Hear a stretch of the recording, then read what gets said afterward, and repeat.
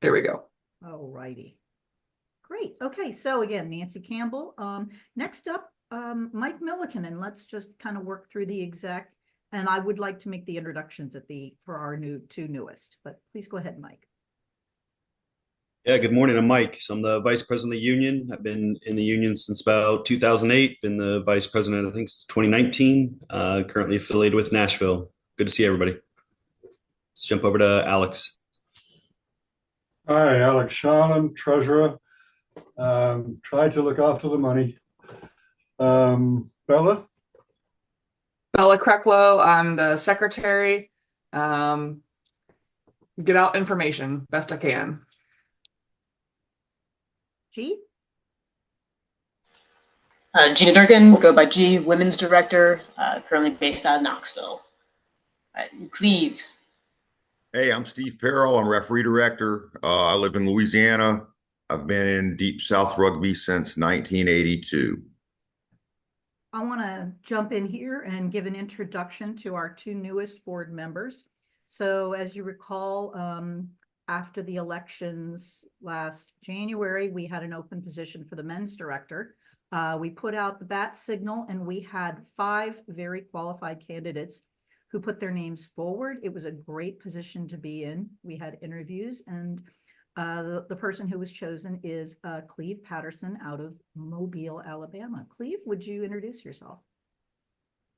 Hi, I'm Cleve, Mobile, like she said. I'm the men's competitions director. I'm with Battleship Rugby out of Mobile, and happy to be here. I'm Batman. That's how you're feeling this morning? Yeah. Yeah. All right. Well, the next new person to our kind of our board group is to try to elevate the level of sevens in the True South and pay a little more attention to it than we are in the past. The board decided to appoint a sevens coordinator. Luckily, we had a candidate who had been interested in being a sevens coordinator at the national level. And so it seemed like a perfect opportunity to match somebody up with their particular area of interest and some time to give towards furthering the sport. So I'd like to introduce Keenan Kaiser, if you will come on and say more about yourself. Hi, everybody. I'm Keenan Kaiser, playing with Nashville currently. And as Nancy said, I am the sevens coordinator. Great. I got everybody right? Yep, I think so. Excellent. So that is the people who are here to support you and support rugby throughout our True South region and even beyond, many of us having responsibilities that have us working with other unions with USA Rugby to further the goal of more people playing better rugby. With that, we can go to the next item. Bella, we'll look at throughout the meeting at who is here. We do take attendance and we do know who is here and who is not. And we do have to work on the minutes of the previous meeting. Bella? Absolutely. Thanks, Nancy. So we're going to start off. I am going to post a link to our attendance in the chat for everyone to see. You guys can fill that in as you have some time. So that should be coming now. And while you guys look at that for a second, I am going to share this screen. This is our attendance for the last 4 AGM meetings, the clubs that have been represented. So you can tell we are keeping track of who is able to make it to these, including when we have proxies. So we appreciate you guys being here. This is something that's really important to us as a union to make sure all of our clubs are receiving the information from these meetings. So then the other tab obviously is the attendance where everyone is entering their information. So appreciate you guys doing that. I can post the link again a little bit later if we need to do that. And we'll also go over our previous minutes from our January meeting. So I will just scroll through these very briefly. And we'll end this section hopefully with a motion to approve the minutes. So these are the minutes from the last AGM, and they are posted on the True South website under admins and meetings. So for those who are interested, all of these documents are posted on that meeting's website, and you can look at minutes going back years if you are sleepless. So that, and they're posted shortly after each meeting. So there is transparency into what we've been discussing and where to find everything. The bylaws are also on that same area of the website. So we try to keep everything out there for you to look at. okay, so any motions to approve those previous minutes?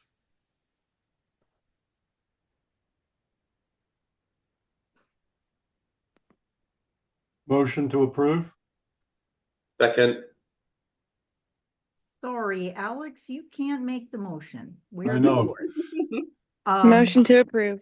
Okay. There we go. Thank you. And Keenan, are you repping Nashville? Or is Austin? Don't we have to have two members in Just this one. meeting or not? No, Just one? just one. Oh, and I guess Austin. Okay. So let me get a second from someone else. Caleb Nelson, NRFC, second. Thank you, Caleb. All right. We have a motion to approve the minutes of the January 2024 AGM. Is there any discussion? Sorry. So disappointed. So disappointed. Okay, hearing with no discussion, we'll have a vote. All of those, we're going to go with, I can't remember the name of the word now, but it basically means if there are no votes, then we all don't have to vote yes. Is there anyone opposed to the motion? Just hands up or do maybe use the emojis. Okay. Seeing none in opposition, the motion passes. So thank you, everybody. Bella, do you have anything else? Nope, just make sure you get your info in that attendance sheet so we can keep track of who is here. That will take a minute with everyone trying to enter info in there at once. So just whenever you have a second to do that, that would be awesome. That's all I have, Nance. Thank you, Bella. All right, with that, we head into the meaty part of the meeting, which is about our competitions.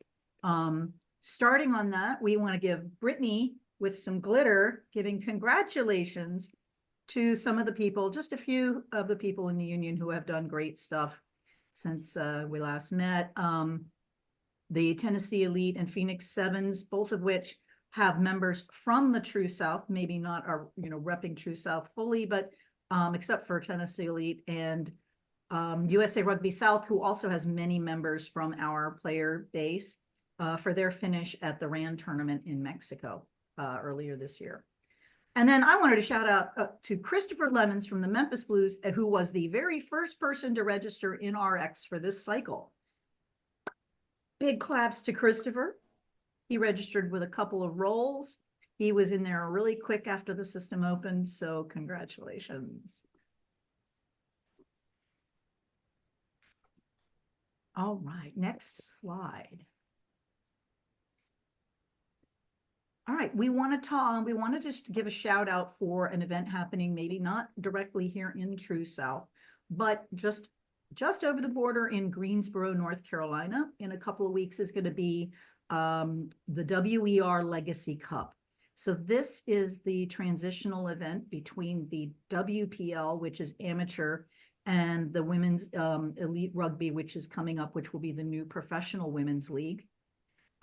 So in that transition, the new professional organization is hosting the championship on behalf of the WPL prior to the teams, some of the teams converting over to professional status. This is a big stepping stone in the women's game to have a professional league.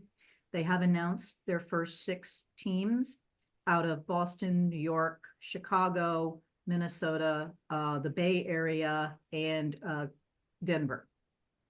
So that will be starting in 2025. So if you are interested, this event is happening in Greensboro, North Carolina in 3 weekends. I'm not sure how great the interest is, but we have been offered the ability to do a group purchase at a discount. They're not expensive tickets to begin with. But I went to this event in Colorado last year and it was a really good time. So I recommend it if you have some time on September 14th. And we're hyping the new league.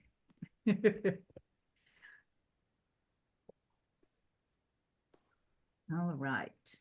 Next are some updates from the competitions committee.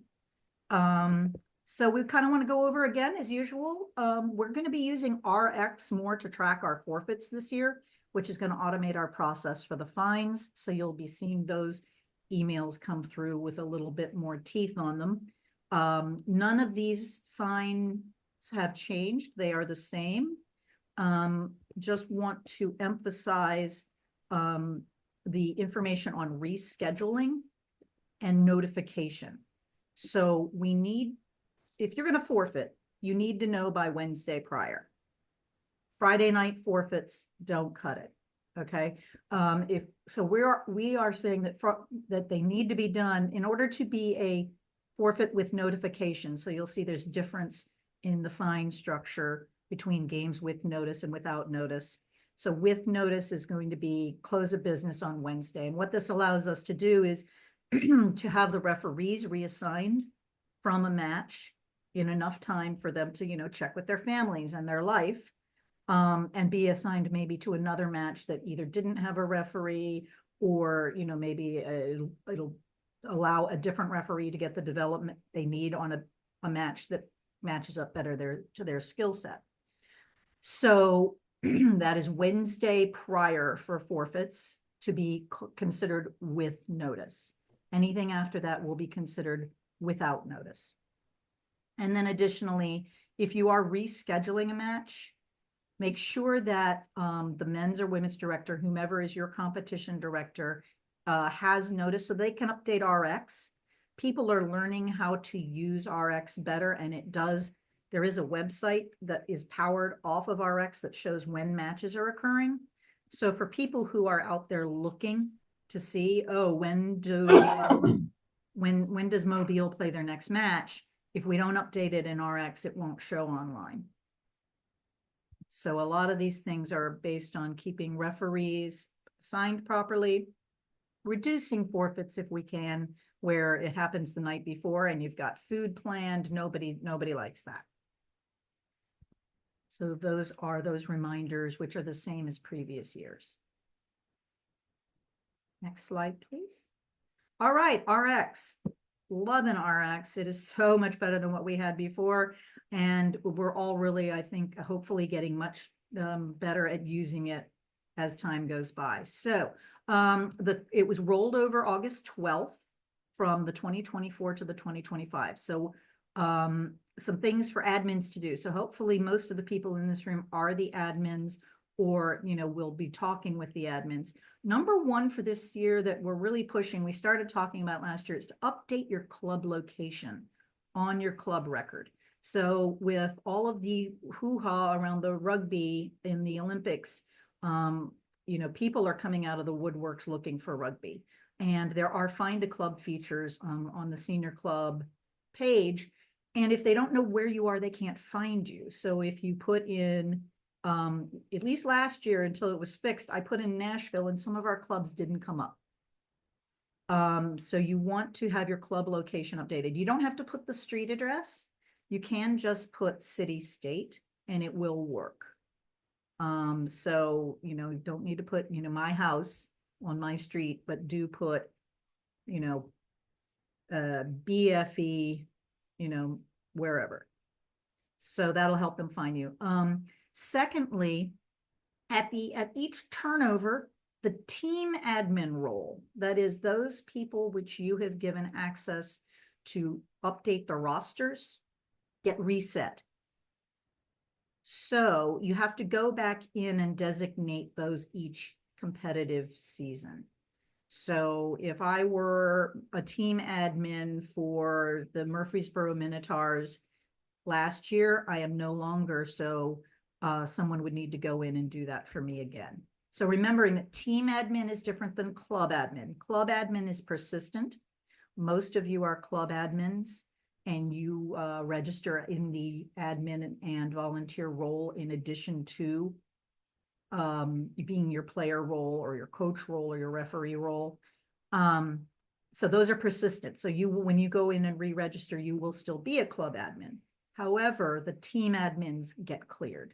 So that's a task that each of the club admins needs to go in and do. The next kind of big update for this year is about the private option. So when you go in and register, there is a button where you can set your RX profile to private. And what this ends up meaning is that when the rosters show up in RX and when they show up to the other team, your name would be blanked out. And essentially you can't be verified as a player on that team. So if we were checking rosters like we used to in the old days and checking every roster, they would get to that spot and could not, know that, Cheyenne is playing. They don't know because they can't see their name. So that private option we're allowing it to be set for games at the union level. However, once you get out of the union level, if you progress onto the super regionals or to nationals, it is not permitted, period, except without a waiver. And these waivers are meant to help protect somebody who may have a personal reason why their privacy is important. There is a waiver process for that. And so if you do have players that for some reason, which is none of our business, needs to use the private option, they will need to go through G or Cleave to get that approved. Are there any questions about the private option or any of the notes we've talked about so far? You can drop them in the chat. You can just raise your hand and we'll see it. Nancy, I have a quick question. Yes, please, Darcy. Um, I think you said something about this in the group me, but as somebody who, needs to register for all four of the options, is there a certain order that I should be registering myself? I know at some point I no longer have to pay for, Correct. I don't have to pay for all four of them. But yeah, I feel like you mentioned something about registering for one first before the others. Yeah, we were talking about that in the Gypsy chat. So if you have Oh yeah, that's right. Yeah, if you have multiple roles with RX, there is kind of a best way to do it so that you don't get nickel and dimed, because not every role pays the same amount of money in each of the buckets. So in order to pay the most first, if you have a coach role, pay the coach role first, because the coach role pays the most amount of money to USA Rugby because of paying for background checks and such. So that'll pay them. The buckets are USA Rugby bucket, Senior Club Council bucket, and True South bucket. And you'll see this really lined out in Mike's presentation. So I won't go over the actual numbers, but if you pay coach first, that hits your USA Rugby bucket to the fullest, and that hits your True South bucket. You do not end up paying Senior Club Council in that bucket. So then your second role, if you do referee or player, no, excuse me, do player second, because player will hit the Senior Club Council bucket. Okay. And then that will complete the USA Rugby bucket to its fullest, a Senior Club Council bucket, and a True South bucket. And then if you are also a referee, when you go to do referee, that will be free because you will have already fulfilled all three of the buckets to their maximum. Does that answer that question, Darcy? Yes, it sure does. And if you're not a coach, do player first. Excuse me, and I think if you do admin first, that's also a higher USA Rugby bucket. And because it has a background check. And so the highest bucket roll first, especially for USA Rugby, because I ended up paying 3 tiny little fees because I did them in the wrong order. Hey, Got it. Steve, Thanks, Nancy. what you got? Steve, I see your hand up. Oh, I'm sorry, Nancy. I didn't know. Uh, Everyone has to register as a member of their respective referee society this year. They can register as their club, like I've registered with my club and my referee society, but you have to register either with Mid South or Deep South if you want to be assigned matches and if you want to be covered by our NASO insurance. Have to do that. That's a have to this year. Okay, great. So kind of where that might be a little bit ambiguous is that you can register in the role of a match official with your club. However, that does not mean that you are assignable as a referee. You would have to also referee as a match official with the Mid-South or Deep South Referee Society to be assignable. So for example, I can be a match official to Nashville, but then I also am registered with the Mid-South. Thank you, Steve. Any other questions at this point? We have more we're going to go over, so we may answer more of them as we move forward.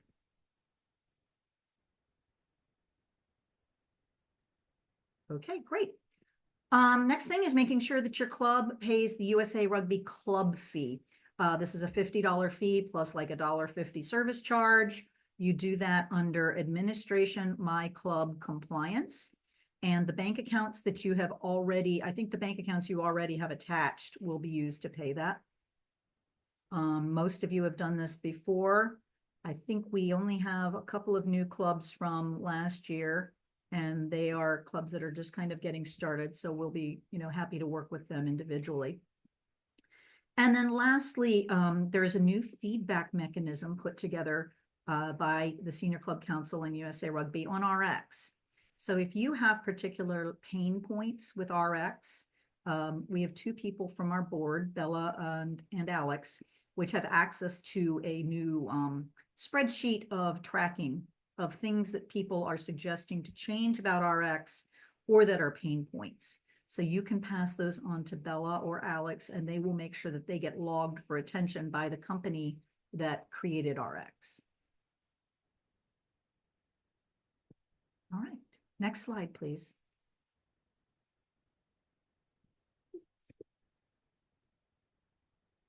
Pressing the wrong buttons here. Okay, pay your referee society. Those fees are due annually. I've seen communications already going out from Mid-South and Deep South referee societies. When we get to that later, I'm sure Steve will have some updates. But again, those are due annually on the competitive cycle. So yes, this is the time of year when all things rugby are holding out their little hands saying money, money, money, money. It happens every year. So this is repeat information. Players should put a photo on their profile. So if a team is trying to check that you are who you say you are, your photo should help them with that. There is a spot in your profile to click and upload a photo. We really would love if everybody would do that. Pictures of your dog are nice if you want to text them to me. Here's my phone. I'll take dog pics, but please make your profile pic your own happy, smiling rugby playing face. Next, certificates of insurance. Yeah, Betty Ann, you have a question?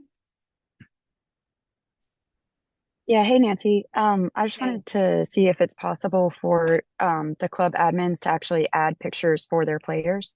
So if we, take a round of team pictures and we could upload the individual ones on there. That is lovely, but I don't think that admins have access to actually update their players' profiles because those are private to them, like updating their address or their email. Yeah. So that's something we would have to encourage our individual people to do when they go in and register. A few have already registered this year, but the bulk are still to come. Okay, thank you. Yeah, thank you though. That would be nice, wouldn't it? Yeah, it would be. Maybe that's a suggestion we pass on to RX, right? Yeah, that would be awesome if we could just do a bulk upload and assign the pictures to the players. Yeah, yeah. Thank you. Okay, so you guys, admins, club admins, you must register with the admin volunteer role. So after you go in and put in your player, coach, or referee that we're used to, this group has to add the admin volunteer role. After you've done all the others, there will be no extra fee. However, this triggers the need for a background check and the need that you have to complete the safe sport training. Okay, so here is how this is enforced. Periodically, without a whole lot of notice, USA Rugby will go in and look and see, for example, Caleb Nelson, who has club admin status for New Orleans. If they have not registered in the role and completed the background check and safe sport training, that club admin access goes away. Just goes away. So register as the admin volunteer, make sure your background check is up to date, and do the safe sport training, because they will go in and periodically just wipe those roles if you don't. And additionally, we have started a True South admin group me. We populated it after last year's January meeting. Everyone agreed they thought group me out of all the various chats was probably the best one for this group. And we propagated it with those admins who were properly registered, had completed the background check and the safe sport training. So if you're wondering why everybody was not added to that right away, it was only people who had met those requirements as of the beginning of February last year. Few people have added in people to the group, like, oh, hey, so-and-so's missing and has added them. No heartache, but just keep in mind, eventually it will catch up if you have not completed what they call those accreditations, the background check and the safe sport training. Nancy, can I ask a question? No, Sarah, see you later. Sorry, I didn't mean to interrupt. No, please. For admin roles, is that usually coaching staff and like club president? So yes, it's whomever is doing your admin stuff, who's going into RX and like entering in scores or helping do keep the club up to date. And that's also the people who are getting emails from Bella. So if you want your coach and your, sometimes we will include coaches on communications, but generally we choose the admin role, and that's who gets emails. So when you get the pretty email that's formatted from RX, that's because we've gone in and chosen either admins or coaches and admins. So that makes sense. If they're a coach, they already have to do the safe sport and background check. So it's not a huge hairy deal to do one. They have to do a few more classes called Rugby Safety Basics that admins don't have to do. But in general, I would say it's a good idea to have 2 or 3 club admins, and then you can have as many team admins as you want. Don't worry about them, but the club admins, you really kind of want a couple, because let's say, Sarah is the only one for Lanyap, and then, you peace out, or you go on an extended vacation to the South Pacific in a sailboat, right? Doesn't that sound lovely? Take me. Right? Let's go together. Let's go. Look at Sherry Hunt. She's running a boat service out of Greece. She's a former Eagle friend of mine. And so I'm like, yeah, that's what I need. This is why we play. Right? So anyway, it's a good thing to have a couple of different club admins. The only extra cost is the background check. And then the courses are free. Safe Sport's free to complete. So it's not a whole lot more. It's just what this is it's a requirement from World Rugby and the IOC, the International Olympic Committee, that all of the sports know who the people are who are taking roles in their games. Are they people of good repute? Do they have issues? Have they been properly trained on, how to treat people, and what are best practices, how to prevent hazing, how to prevent harassment. The safe sport training makes you want to poke your eyes out that people can be that bad to each other.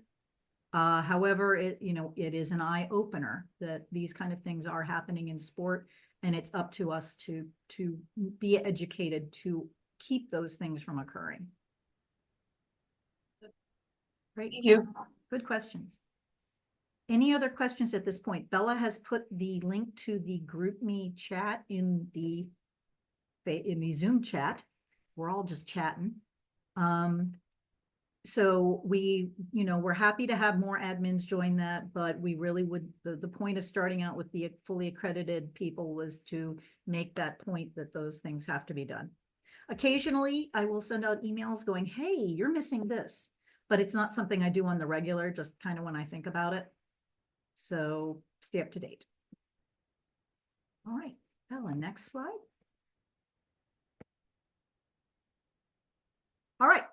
We have eased into this year by year since RX became 1 year. We said, oh, yeah, it's OK. Don't worry if you don't do it. Last year, we said, you've got some time. This year, we are telling you it is mandatory.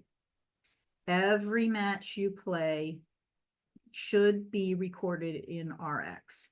So for those matrix schedules, which are given to Cleve and G, those will be entered in for you ahead of time into the system. We know that you go in, you put some players on the roster for the game. And then if you have somebody as the game goes, you can use the match day app to enter scores and assign those scores to people. And then when the game is over, you say, okay, yes, this is the score, and you enter it. So that's great. We know that everybody doesn't have someone sideline to enter in, oh, yeah, Bella just scored a try. And Nancy kicked the points after. And that's never going to happen. Bella will score, but Nancy won't kick the points. So you may not have somebody on the sideline to do that. We understand that. However, we really, really highly recommend that the rosters be put in 24 hours ahead of time. We see that a lot of you are posting beautiful social media posts showing your roster days ahead of time. Put that in RX the same time that you put out your social media post. You can change it at game time. You can change it like immediately afterwards when so-and-so just doesn't show, right? Or, the player that never comes to practice and is really, really good shows up and you add them last minute, right? We know this happens. But the earlier you put them into RX, that makes it easier for the work to be done on game day. So you might want to keep your paper roster and make sure within 48 hours per the USA Rugby Senior Club Council eligibility guidelines, all the things, so who played, who substituted, and what the score was. Now, you do not have to put in Sarah scored, Bella scored, Nancy scored. That's really great if you can, because it shows people who come to the website and sees the game like, ooh, look, there's my friend, and they did this great thing. But at a minimum, within 48 hours. So what happens is for eligibility guidelines, let's say that we get towards the super regional and they are looking to see if Kristen from Birmingham has actually played the number of matches that they need to play to qualify. And they look and they see that, oh yeah, these matches here were entered, but this one here wasn't done until 2 months later. That looks like they're just trying to get Kristen a match that she maybe didn't already play in. So those things have to be done in 48 hours. So when they're looking at waivers, if matches are not entered within that period, they aren't going to count towards the player eligibility. Mike, have I kind of got this one right? Okay, thank you. And then even your socials and friendlies, we want to put in there. So why is this? Well, even a social or friendly match can end up with a red card. So we would like to be using this for tracking of red cards from referees. And if we don't know who's there or that there's even a match, we can't track it in RX. So if you have social or friendly matches, send them to G and Cleve, and they will enter them into the system. Really, any match you're playing, we'd like to know about. We'll put it in the system, and it really shows how many games are being played in this country when we can look at them all in one repository. And then lastly, if you are having any problems with RX, problems or questions, please reach out to anyone on the competitions committee, G, Cleve, myself, Bella knows. There are videos and training modules available on some of these things depending on your particular need. They were made when RX was first rolled out. Also, there are new manuals being created by the Carolinas on how to do admin stuff. You'll see their links in some of the things we send to you. So we have resources to help you. Just please ask. Next slide. All right, dates. This is the stuff a lot of us come here for. True South Championship will be April 5th and 6th. This is a week earlier than last year due to, national championship dates and Easter being in the middle of that. We will be accepting bids to host. If you want to start working on your bid to host the True South Championship now, please go right ahead. The link is right there. It's on our website with all the information. And we will actually look through those and decide in the winter with the announcement made at the AGM or maybe earlier. We'll put a deadline on that at that time. The men's D3 play-in. For this year, Carolina's GU will be the home team. So Georgia did well enough last year that they moved from the 4th seed to the 3rd seed, and Carolina's moved from the 3rd seed to the 4th. So we will be playing them. The location is TBD depending on the two teams and can be a neutral site. The president of Carolinas and myself did agree, depending on the distance, that it will be mandated to a neutral site if it is too far for the two teams. The Super Regionals will be May 3rd and 4th. Location has yet to be determined. We're working on the bid packet for that event. Hope to have that out for bids in the next month, and we'll make a decision by the end of the winter. But it will not be in Texas. It will be in either Florida, North, South Carolina, True South area, or Georgia. And Nationals, May 17 and 18. Location unknown at this time is my understanding.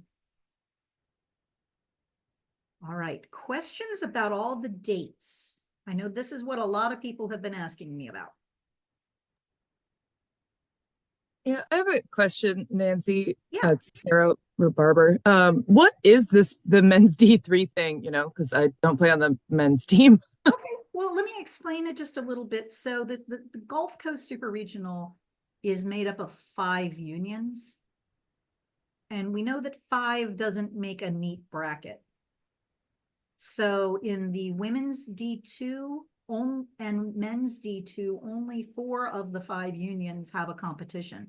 So 4 makes a neat bracket, 5 does not. But in the men's D3, because there are 5 unions that have competitions, we have to have a play-in match. So the men's D3 teams by union are seeded 1 through 5. So the 4th seed and the 5th seed play an additional match prior to the Super Regional to determine who goes to the Super Regional. It's a pain in the tuchus. We're trying to figure out how to get rid of that. We haven't had a good solution yet, because what that does essentially is, if you look at the dates, if we didn't have that match, we could push our True South back by a week.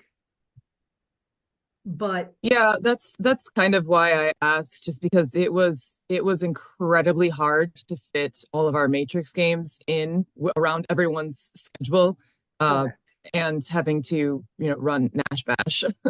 Right, it is. And I was talking with the 15s competition director this week, and I said we need to do something about that because it's killing the schedules. And that's another reason why we've asked everyone to try to schedule a few. Caleb, that's funny. To schedule a few matches in the fall so that it isn't such a rush, because we are backed up. If we could get rid of the men's D3 play-in, then we could move up a couple weeks, or at least 1. Because Easter was in a bad place this year. Like, we couldn't get a good schedule with Easter in there. I was like, Easter, who cares? And then everybody's like, Nancy, you live in the South. Everybody cares.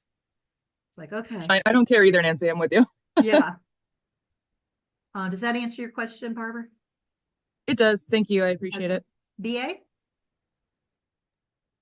Hey, when are the bids due for hosting True South? Let me look at the website. It is on there. You go to resources, host an event. Bid deadline is December 31st, 2024. Okay, thank you. And then we will decide and announce. It looks like with that deadline, then we would announce at the AGM in January. Any other questions on the dates?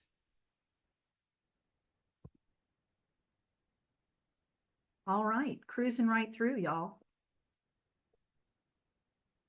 All right, and with that, we hit the part of this where I get to stop talking and let somebody else shine.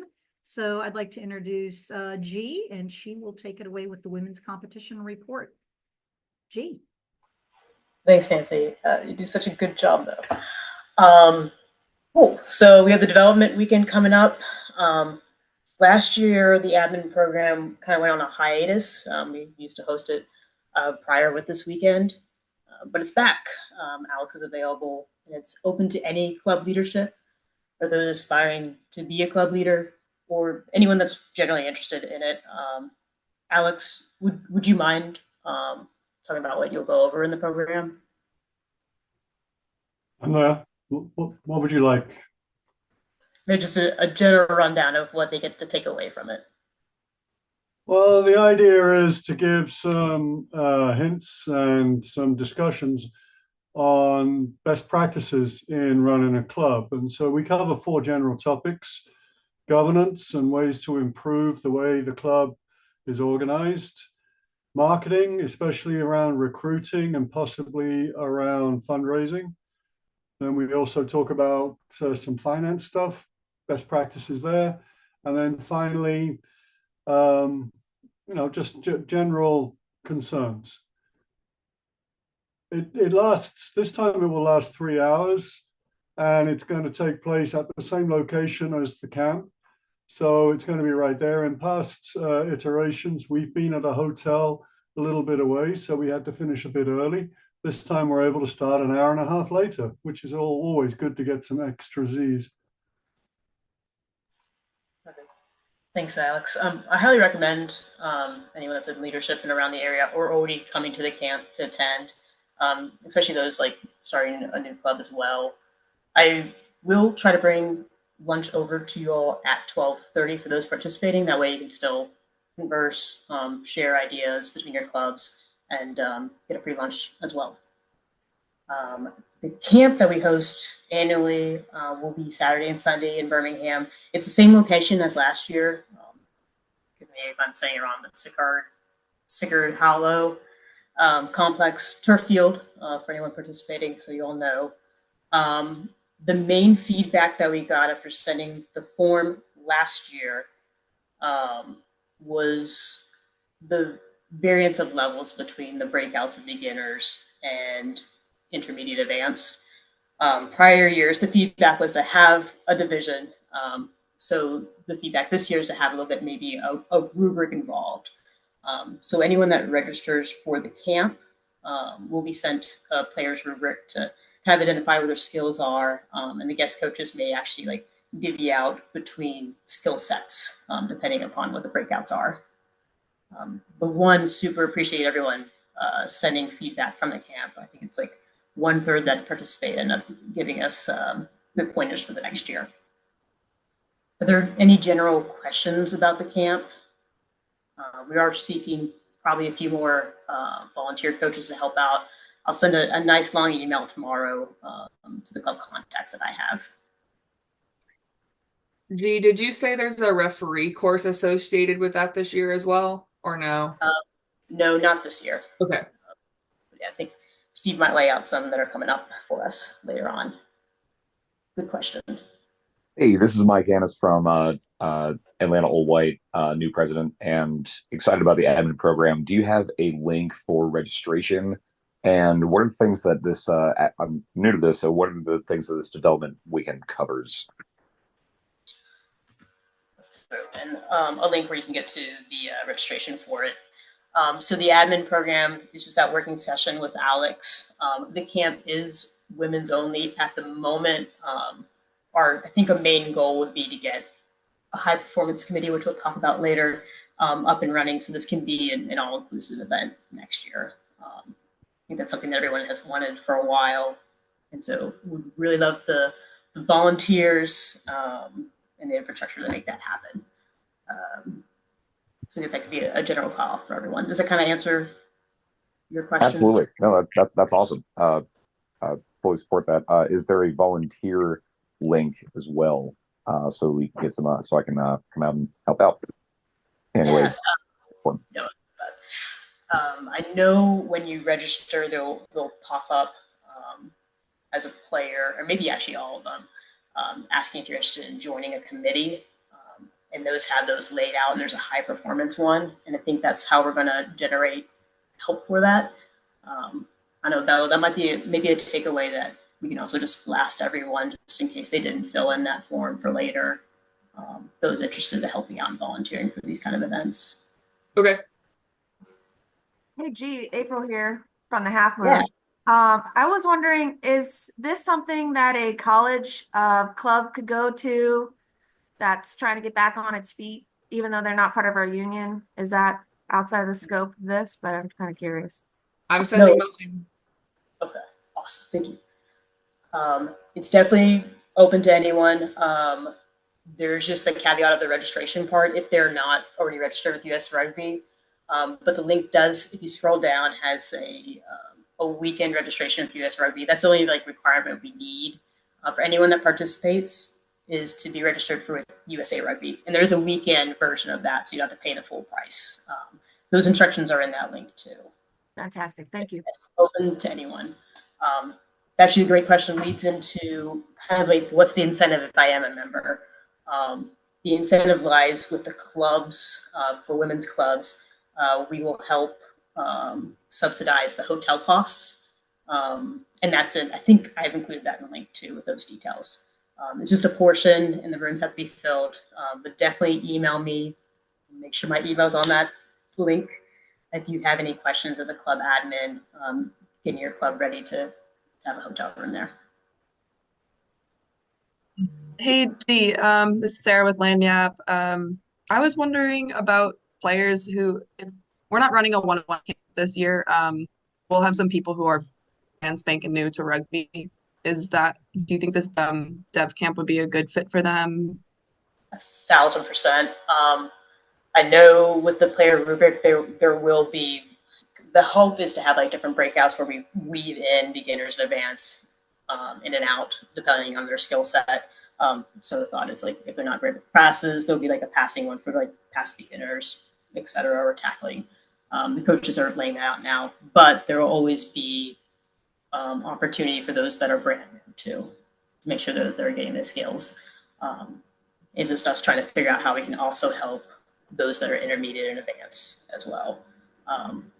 With all that, we always encourage anyone that comes that has those advanced skills to share, because the focus is development and bringing everyone up as a group, no matter where they are. Cool. And for the hotel assistance, is that for one night or 2 nights? It is for the Saturday night only. Okay. All right. Thank you. Always feel free to reach out if financials are a burden. We'd love to make this an opportunity for everyone to be able to attend. So let me know. Cool. All right. I have a question, Mike from Old White. Have you guys got a women's program? We're very excited to announce that we do now have a women's program. Yes, it's predominantly sevens. We are working on bolstering our numbers for 15s at the moment, but we're super excited to announce that we had our first game at the Hot Atlanta Sevens tournament. That's great. Well, I mean, I don't know if your women's team plans to join Carolina's. That's up to you guys. It's a whole other topic. But if that group of women have an interest in attending, we do allow women from outside of the union to attend. Again, they don't get the hotel benefit, which is just for our member clubs. But they're welcome to come and get some coaching. Yes, I posted the screenshot of the slide as well as the links that you sent to our to the chat to the women's group chat. And if we don't get hotel benefits, that's fine. I'll find a way to cover it myself, and hope that we have some folks to be able to come out to that. Yes, great. Thank you. So y'all hear that? There's another women's team popping up in Atlanta, which for some of us is only a couple hours. So somebody else to schedule friendlies with. Yes, please. Thank you. Sweet. All right. As we go to the next slide.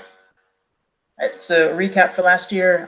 This is just the women's team's numbers, inclusive of all players within those clubs. Had about 400 players, 11 participating clubs, and then 23 competitive games, increase of least games for that year. Got a lot of feedback about the competition. So one, please always share that. The main thing for the takeaway that we considered for next year was the 7, breaking that out into pools, a little tough. And then when it's an even number, we got feedback that it's nice to have pool play. So that's kind of the decision we made with the following year. If we had even pool or even number in a division, go ahead and pull it up if it's over 4. And if it's an odd number, try to do it like once per team. So that was the main feedback there. And also we had just a slight decrease of players. But if you go to the next slide, I think already we have an increase of our 101s, just getting so many people out at them that I've heard so far. I'd like to thank the Olympic team potentially for that. And we will have more and more side. It's kind of like a caveat there for this upcoming year. High Country is a Georgia team, a development team. They're just a little bit more ahead of their competitive landscape than the rest of the clubs within the Georgia development side for women. So they'll be joining our D3 this season. And then Chattanooga has enough to have 2 sides. So they'll be participating in D2 and D3. And so that means 24 competitive games prior to the championship. Okay, we can go to the next one. It's just a quick rundown. These are kind of the slides we use every year, so I won't go into too much detail. But our D3 is essentially a competition that just the union has created for the development of these teams, with the goal of, once they feel comfortable and have the skill and player roster, to have 15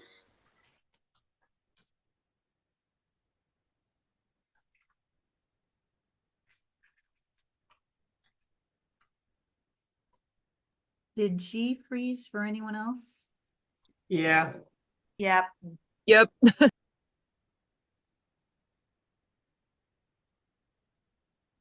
Let's see.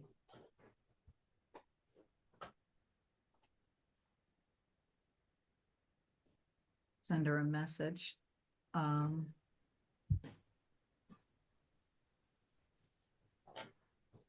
right. While we see if G can get unfrozen, seems like Elsa's been out there in Knoxville. Maybe we can go ahead. Oh, wait a minute, she may be back. Yeah, I'll turn my camera off for the rest of it. Sorry, did I miss much? Yeah, we can hear you. Okay, perfect. So instead of going into too much detail, are there any general questions about Division 3?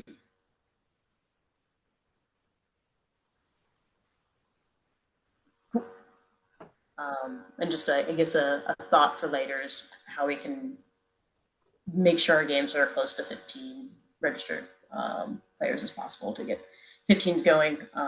For that, you can play down to 10s. and just try to match up as much as you can. All right, Division Two, we're going to try out pool play. It's been a while since we've had pool play structure here. Divided out into East and West.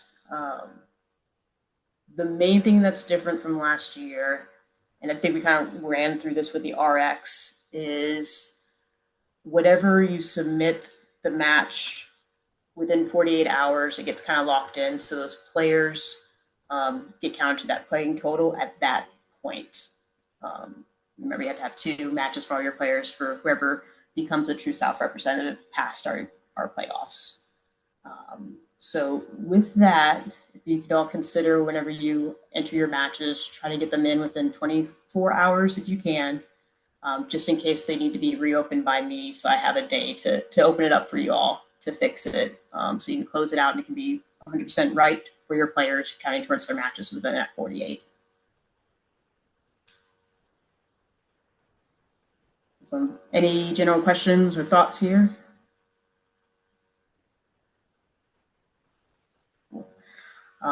Then once these all play out, I have enjoyed conversations at the True South playoffs once the games are done, just letting me know how the season goes, not the whole competitions committee is in general, so we can take that in consideration for the next competitive cycle. And here's where the match resources are. They're on the website. I've included the game day procedures there too. Think something that people have mentioned recently is it'd be nice to have what to do at the beginning of the season in all one place. And I know there's a lot of resources in different spots, including the ones that Nancy shared in the RX.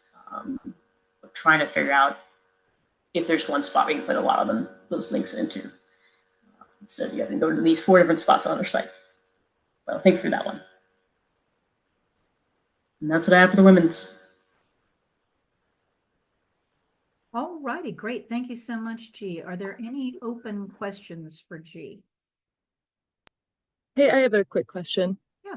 It's Barbara again. This is potentially just too far in advance to know, but with the numbers that Nashville has had during its first practices, we may have enough to field 2 sides, a D2 and a D3. Is this something that we would be able to add, or is this something that we need to know, or we needed to know like last spring? Yeah, D3 is kind of open enough where we could take it into consideration once you all are up and running. Just trying to think, there's something with D3.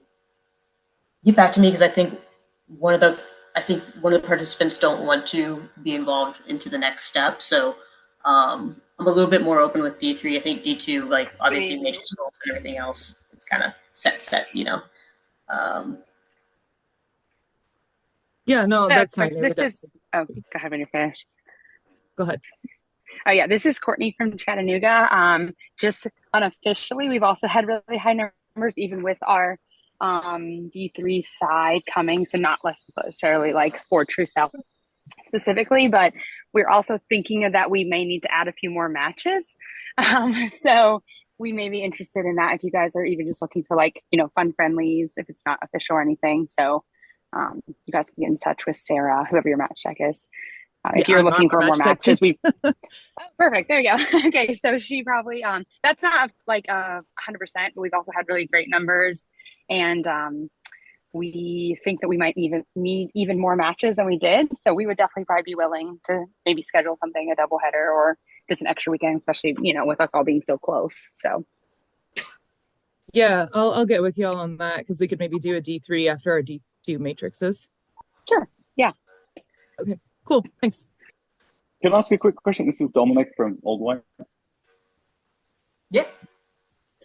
We've had some club leadership changes. Our old president for 2 years has moved on, and we've got new president, Mike Annis.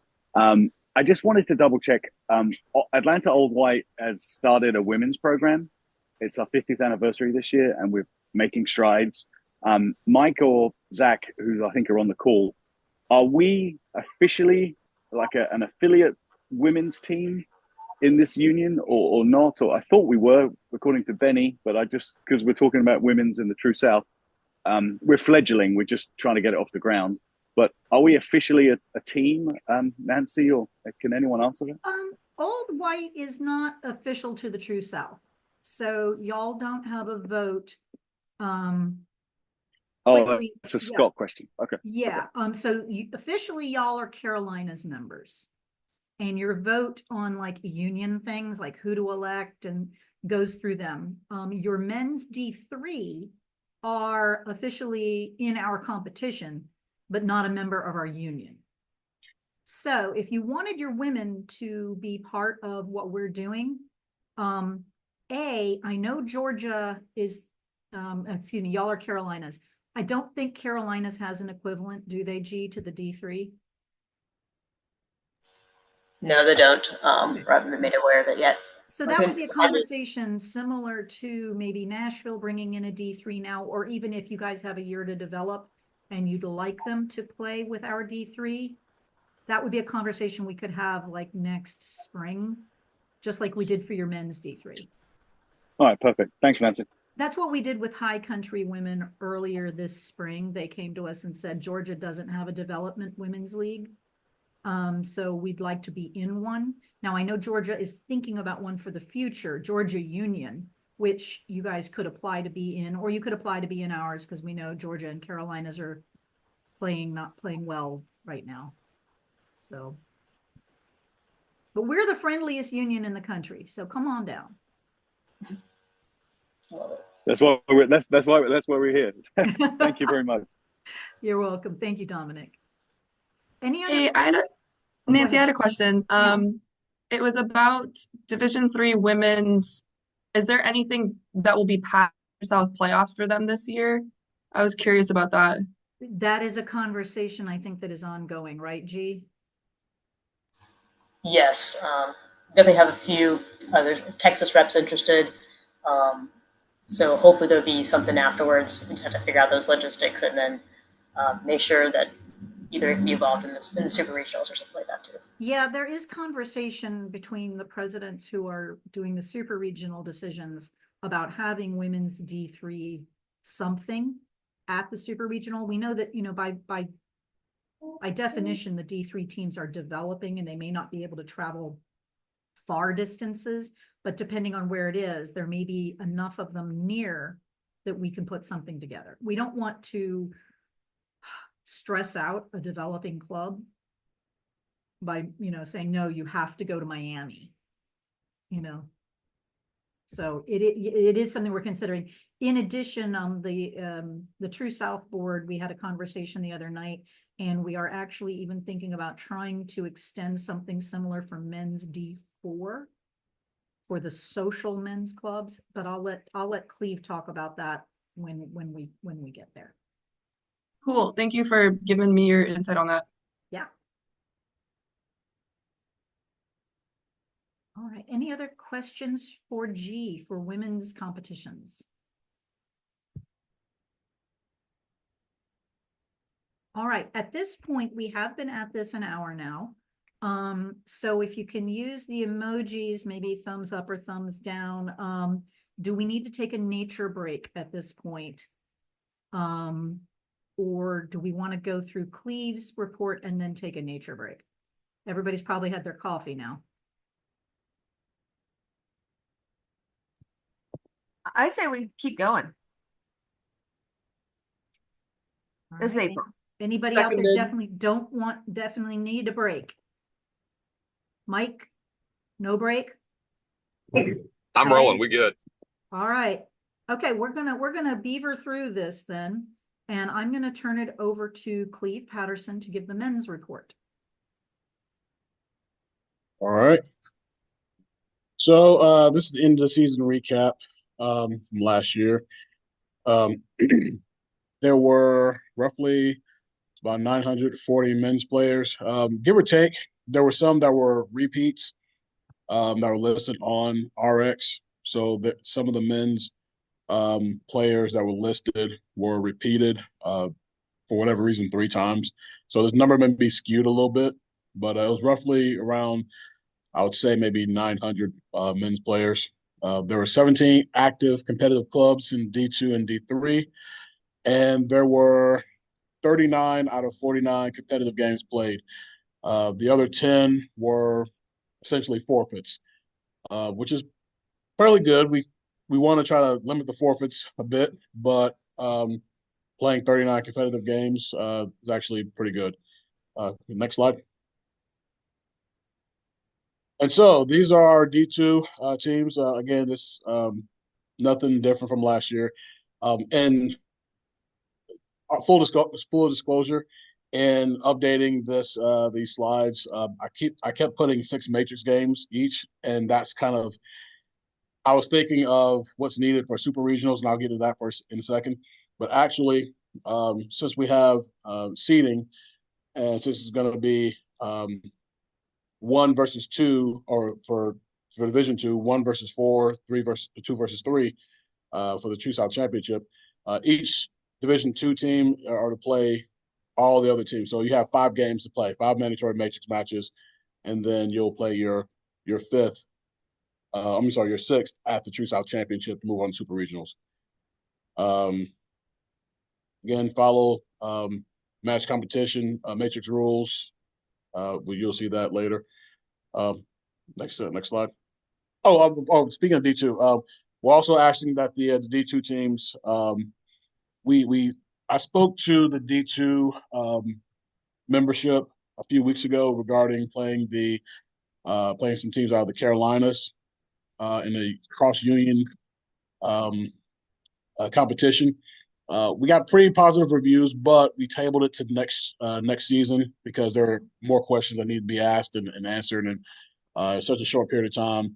It didn't seem feasible to try to shoehorn that in for this season, so it has to be something that we'll talk about next year for competition.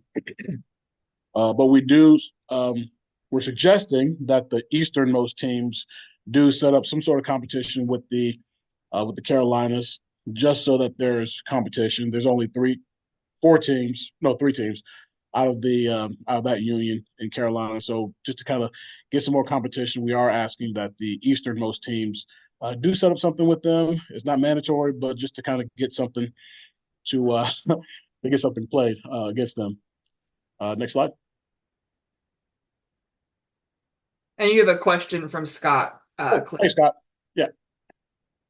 Yeah. Hey, Cleve. I sent you an email when we first talked about this, or when this was proposed about entertaining the Carolina teams. So they currently only have 3 current D2 sides, and I came back and I asked. It looks like they have, and I don't know if the count's been adjusted, but I saw they had 13 D3 sides.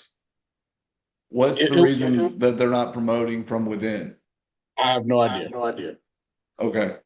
So there's only the 3 for the D2 teams, and I saw that there were multiple for D3.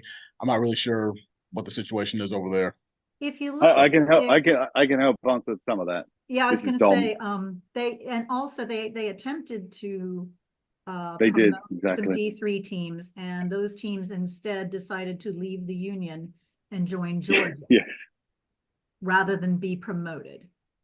And then secondly, if you look at the level of their D3, they are currently the number 4 seed in the super regional. So the level of their D3 is comparable to ours, that if they did elevate to D2, they'd be elevating teams that aren't competitive at D2. Does that answer your question, Buff? Yeah. I guess there's been a lot of situations where, but down here there's been plenty of situations where we've been Huntsville or Battleship, for example. We've been promoted to D2 or back down D3. I used to play in Montgomery. We had a really good run one year. We lost a lot of people, but we were more or less told we had to go to D2 because of our previous year's success, and then we just kind of crapped the bed the next year. So I don't know what the difference in philosophy is between the Carolinas unions versus ours when automatically promoting D3 sides to the D2 level. Is that, I mean, we kind of elect to do one region or the other, and then, but still sometimes the club's hands are tied in terms of satisfying the format of the True South Union.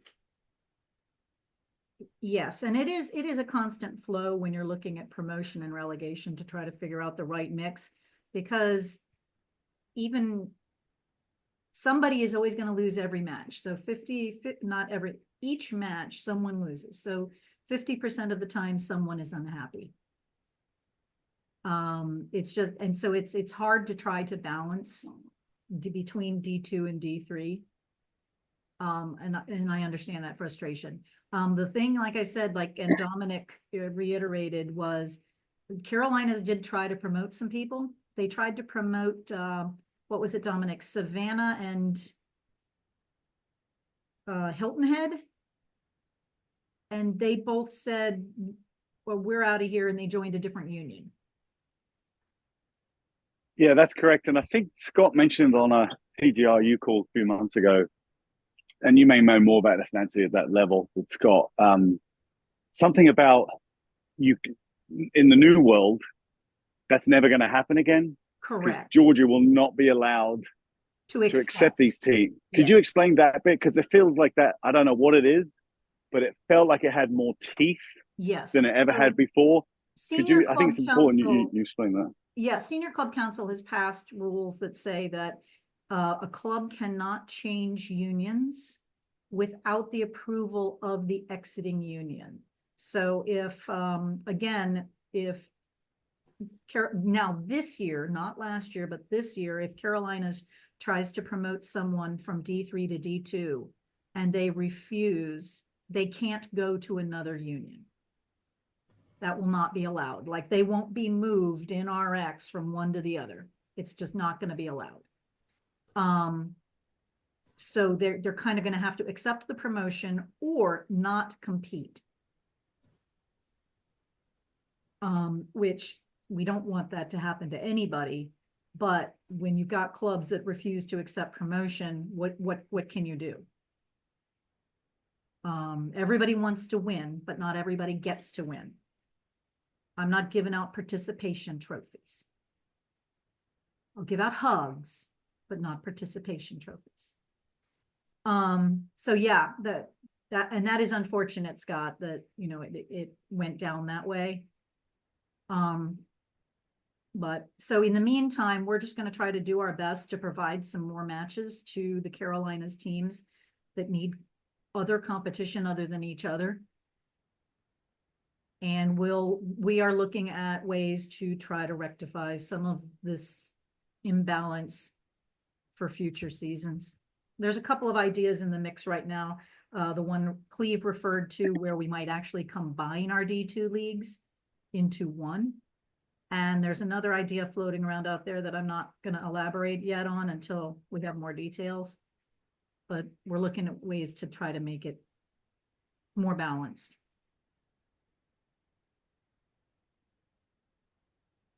Any other questions on this slide? Or on the previous one?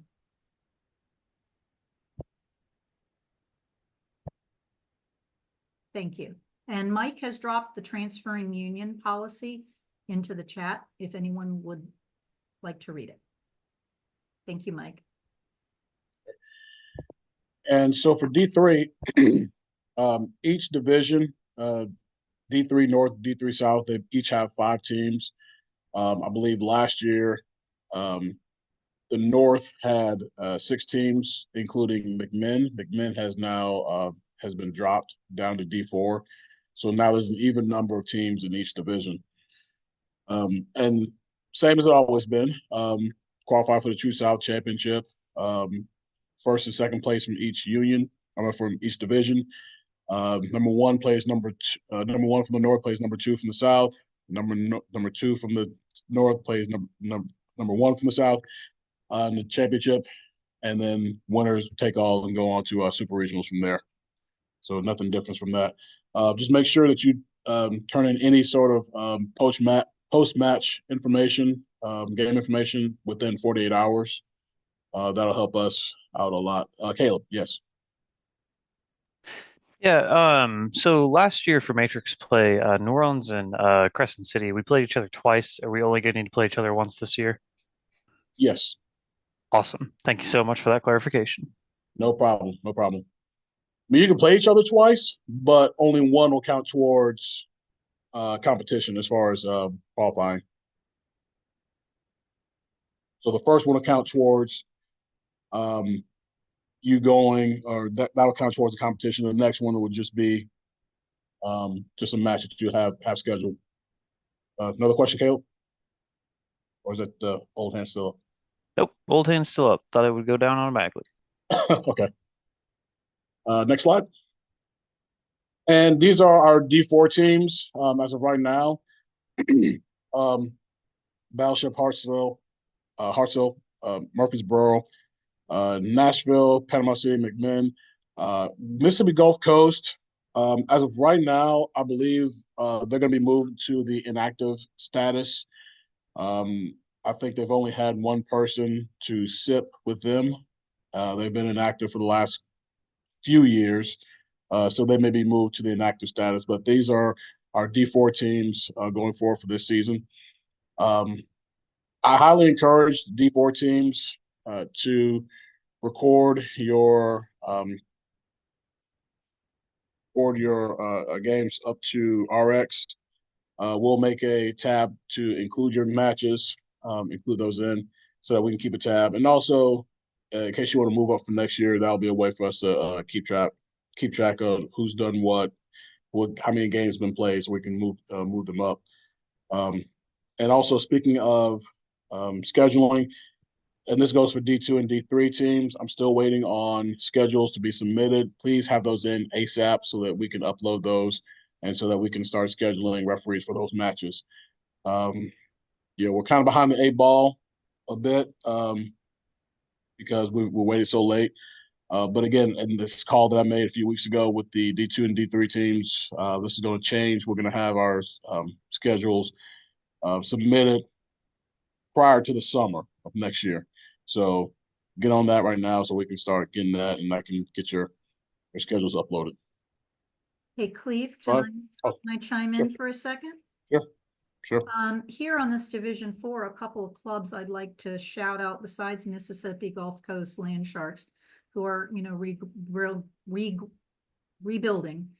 We also have in Jackson, Mississippi, yes, a group that is trying to rebuild. If you have friends in the Jackson area, please send them that way. They're trying to create a team. They had one for a long time, that did very well, and we'd love to see them come back. And in addition, there's a new team that was just added this week to RX that is going to be representing the area kind of between Montgomery and Panama City and Okaloosa at Fort Novacel. It's going to be an Army base centered team. However, they will have people from the community. They're calling themselves Wiregrass Rugby. They are just starting. They're getting their bank accounts and finding coaches. So that's a new group there. If you have people in that area that would like to play rugby, they have not yet applied to be members of the union, but they're working on getting started. And I've actually had a few texts from members of Wiregrass. I think they're trying to getting into RX and allow them to register as an individuals on their team. So I'll talk offline later on about what can I do to let them know how to get that situated with them. Steve. Just FYI, Millsaps College is trying to start a team in Jackson, Mississippi. I found a couple of old Jacksonites that are going to try to connect with them, and I'm actually going to go to Millsaps and meet with the dean, with one of the players. So anybody's got any Jacksonian resources, anybody in Jackson they could contact, they just need guys to help coach them. I don't think we're going to find them a full-time coach, but if they can find, 6 or 7 people from the rugby community to help out, that would be big. So I'm just throwing that out there. If anybody, Cleve, you want to leverage any of your men's club contacts or women's contacts for that matter for help out in Jackson, we sure would appreciate it. I will, and I'm also I'm familiar with Jackson. I went to college in Jackson, actually, to a school across the street from Millsaps. I could also reach out to some of the administration over there, see if they want to have some of the Bellhaven contingency across the street come over and help out. And so Hey, I'm going to Millsap connect have you some with of that those things. guy. His name's Dante. It's a high, and the reason I'm involved is a high school kid that played in New Orleans. So I'll connect you with him. Thanks. I appreciate that. We need to help him. It's to our benefit because if college starts there, maybe men's team will get going again. So Right, it's exactly. to our benefit to help them. Yeah, Thanks, guys. I know we're that's not really technically true struggling. South business. Yeah, we're really struggling to keep teams in Mississippi right now. So anything we can do to bolster so that we don't have such a big gap between our New Orleans and our Louisiana contingent, and then our Alabama and Tennessee and Florida and other points. We've just got a gap there in the middle of the union that we would love to see some growth. Well, and Jackson historically is a great place to meet for teams to play. I know I've refereed a number of games there where teams met in Jackson had a match, and then two clubs also played there. So it's to our benefit to have a functioning team there for sure. Absolutely, absolutely. And here's everything as far as the match resources, competition details, schedule, and results. Again, please have your results uploaded to RX within 48 hours. Please have your schedules in to me ASAP. Email those to me. My email address is rugbycmp@gmail.com. So have all that information sent to me. Chris. Yes. For the guys at Wiregrass Rugby, since they're close to us, they don't have the team up on the off the ground yet. Can they like register with us to play and before they get off the ground, or how does that work? Yeah, I've talked to them about maybe doing that. I said until you're off the ground, if you have people who would like to compete, I recommended that they talk to Montgomery, PCB, Okaloosa, wherever they are physically located in regards to Fort Novacel. So that is definitely a yes. We eventually want them to grow, but that will help Montgomery grow by having full teams. And then when new players come, that will help Fort Novus. It helps everybody. So the answer is yes. That is something that is available as an option.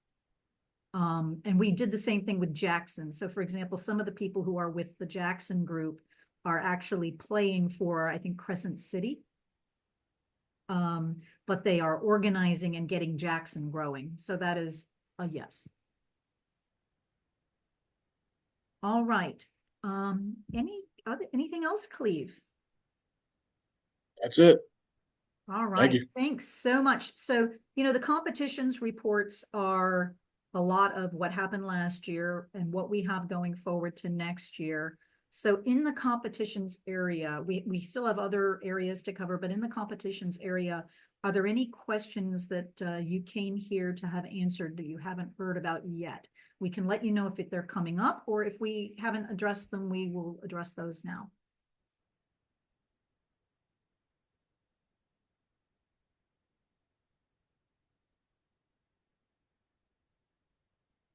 Okay. Before we head into the next one, again, I will offer up the nature break.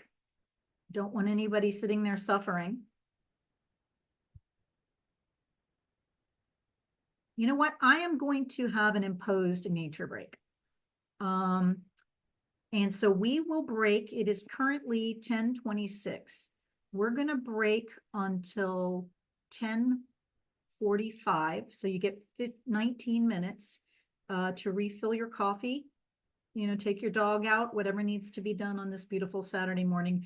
And when we come back, we will head into Senior Club Council updates. So this is everything in the levels above True South. We will see you all at 10:45. Thank you.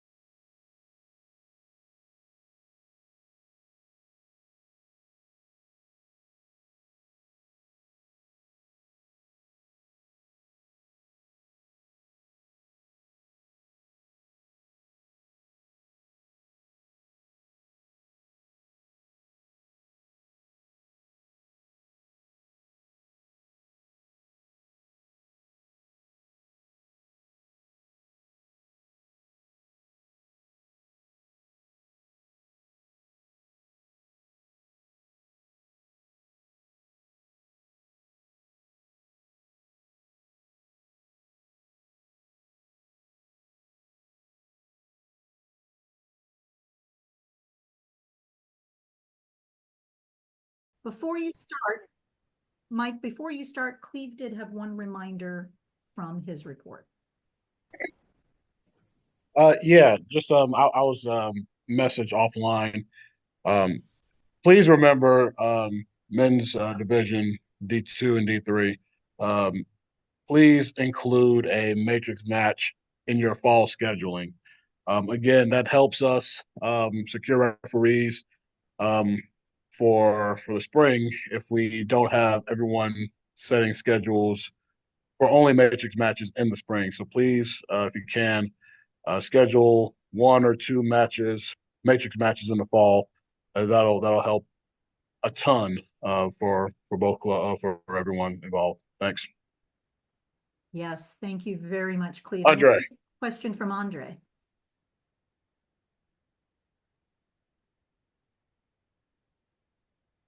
Andre? Hey, Cleve. What's up, man? Is that a bare minimum or it has to be just one in the fall? Bare minimum, just one or two, just to kind of relieve the pressure of having to schedule everything in the spring, because that will help. That will help a lot with the matrix to get at least one of those games knocked out, and then next year we can go forward. We're moving to at least two, and then kind of keep that two past next year. But we want to at least get one game this year in the fall. Okay, sounds good. Thank you for answering my question. No problem, man. Thank you, Cleve. All right, take it away, Mike. All right, so let's shift gears in the Senior Club Council. So, and I'm Mike. I'm the Vice President of the Union, but I also sit on the Senior Club Council, which if we fast forward one, we can get into what that is. So basically, when you think about, we have all these different overlords for our union, let alone your club. So we still have USA Rugby somewhat involved. So their primary focus is absolutely about national teams. They're doing a stellar job. But we do enter into a community agreement with them. So in the bottom left of the slide, basically, we pay money into USA Rugby in exchange for insurance, competition system, which is Rugby RX. And then the biggest thing is they still have the relationship with World Rugby. So in terms of certifying referees and coaches, that comes through them. They still handle all training education. In exchange for us paying in those dues, we do get a seat on the board of directors and then some of the various USA Rugby committees. So like the nominations committee, referees and laws, audit, that sort of stuff. Several years ago, we invented the club council or club rugby. So with USA Rugby going into bankruptcy, we said thanks, but no thanks. We'll start our own thing, and all the unions across the U.S. have opted in. So we have created a corporation. It has an executive committee. You can see the names listed there in the top right, spread out pretty much across the U.S.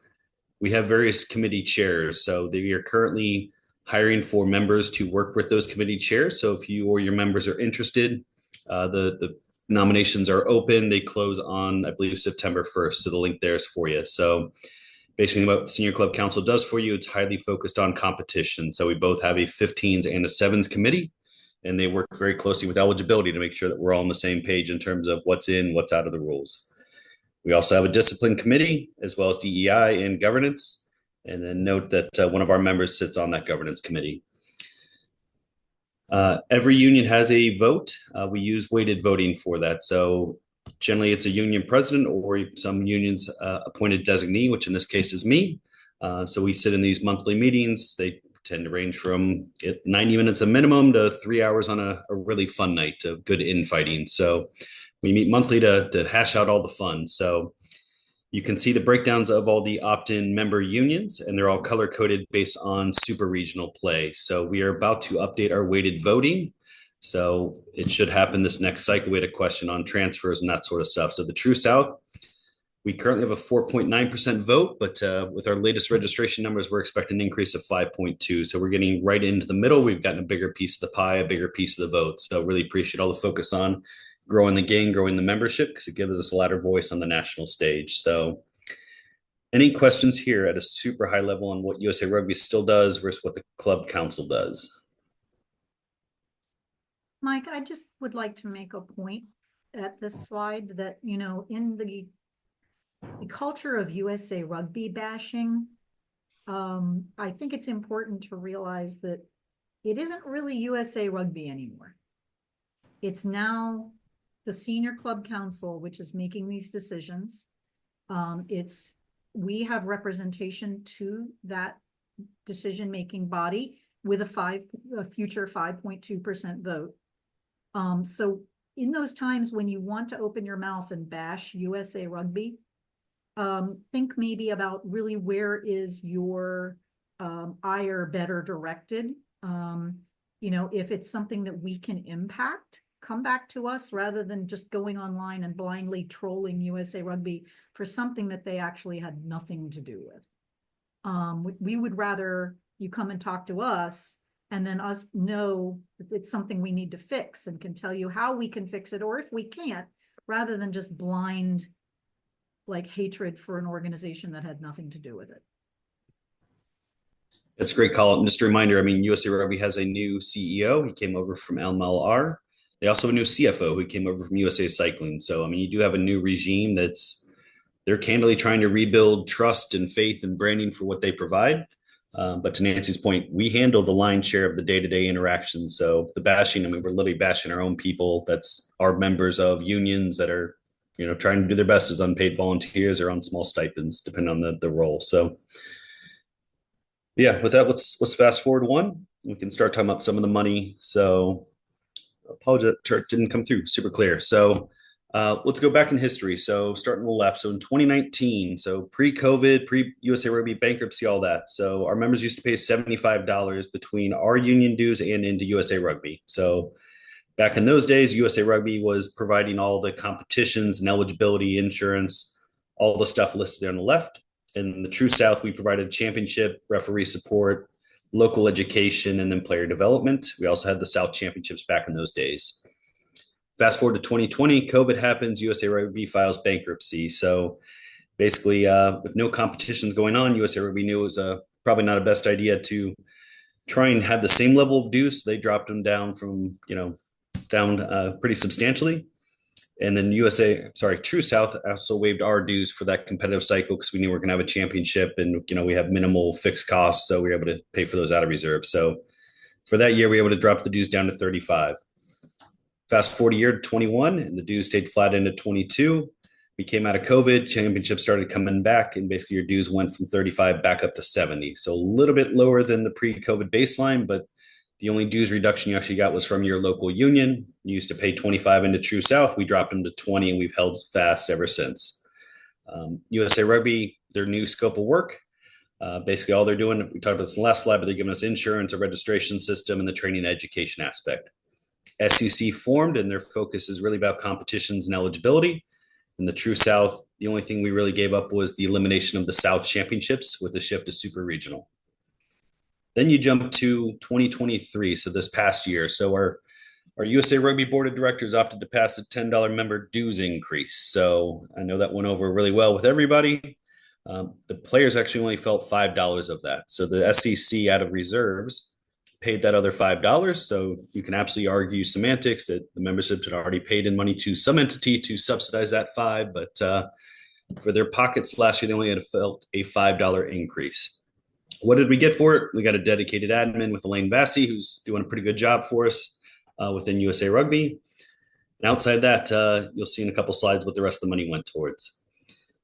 Then you fast forward to 2024. So if you've registered this year, you've probably noticed, well, you paid a little bit more money in. So that full $10 is now being felt. The other $5 has come back in. Technically, it looks like you're paying it into the SEC. The Senior Club Council set that up. So basically, we're a pass-through on that $5. We had this last year as well to basically enforce our community agreement with USA Rugby that if they don't adhere to the service level agreements we have, we don't pass along that $5. So if they're in breach of contract, we need to then get into it and say, hey, you're not doing certificates of insurance on time. You're not doing X, Y, and Z on time. So we actually exercised that twice last year. One, they're supposed to hire an admin by a certain date, and they didn't. So, we've paid in money for someone's salary and they're not hired. So, they're not giving us a refund. So basically we stopped paying dues until Elaine got in her role. Elaine's the new admin. She used to be with an MLR organization prior to this role. She's got a pretty strong career back in the United Kingdom as well in terms of coaching and player development and all that. But her role is inside USA Rugby. She's our liaison to make sure that folks are actually doing their job. So if people aren't adhering to things, she's a great resource. So even this past week, we had a hang up on certificates of insurance. So, just trying to get her involved to go knock on someone's door, send them an extra phone call to make them do what they do. So she's a great liaison for us. She sits on the SEC calls for us and all that fun. But basically, so yeah, this year you're going to feel an extra $5 out of your pocket. So I'm not super thrilled about it. I've been trying to get some more transparency of USA Rugby as well as the SEC in terms of financial positions. You'll see on the next two slides kind of how that nets out. So the famous black box, what do we pay USA Rugby for? So we're paying them $45 plus the registration fee, which is about $3. So it's really, what are you getting for that money? So the biggest chunk is, you're getting the insurance and background check.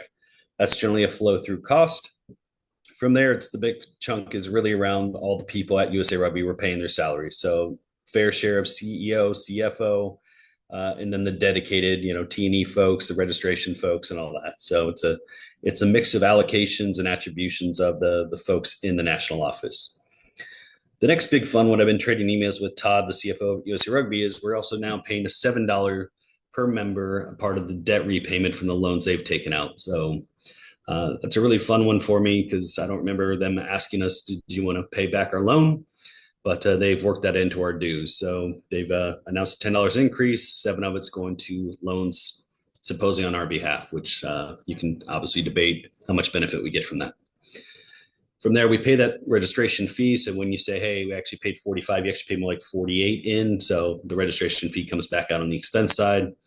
Then we're paying a couple bucks for RX and website, and then they've a couple bucks for the legal accounting folks. We do pay fair share of the Glendale, Colorado office, a little bit on communications, a little bit on all other. Any questions here?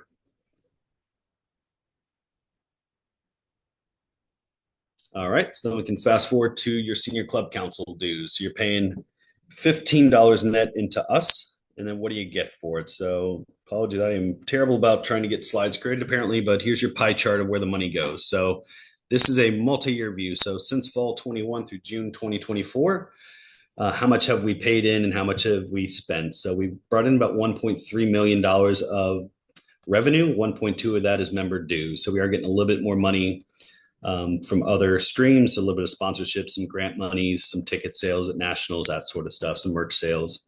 But basically, what are we spending our money on? So 18% of the actual expense goes to streaming. So that's 3 years of streaming and video production. That's the biggest line item to try and display, 15s and 7s nationals. This past year, the next biggest line item is, the $5 subsidy. So, we had $115,000, $120,000 go out to USA Rugby to try and cover that, to minimize that impact on the members across 2 years instead of one. And then from there, you get into really, it's all the different buckets of nationals. So 15s refs is, pretty sizable at 18%. Facility rental. So, anytime we're paying for a stadium use, that's coming out of here. We're doing the super regional grants, trophies, 7s refs, and so on and so forth. So a couple asterisks there in the bottom right. So we do have a bunch of bills that haven't paid out as of June 24. So I did layer in 75K. I was talking to David Dodge, the treasurer, this week and again this morning to make sure that's generally what he thinks is going to pay out. And then it's also worth noting we've got $550,000 in reserve sitting in the bank. So I've continued to push for where's our budget? Why aren't we subsidizing the dues again?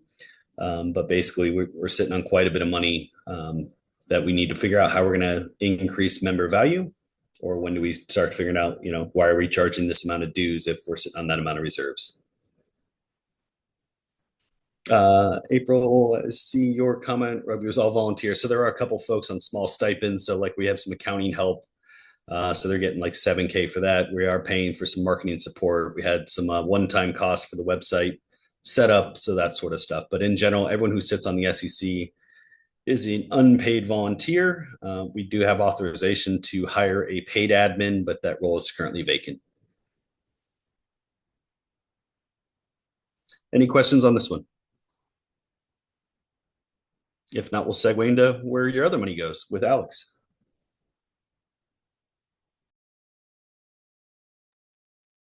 Take it away, Mr. Sharland. You are on mute. That's not a very good look, is it? All right.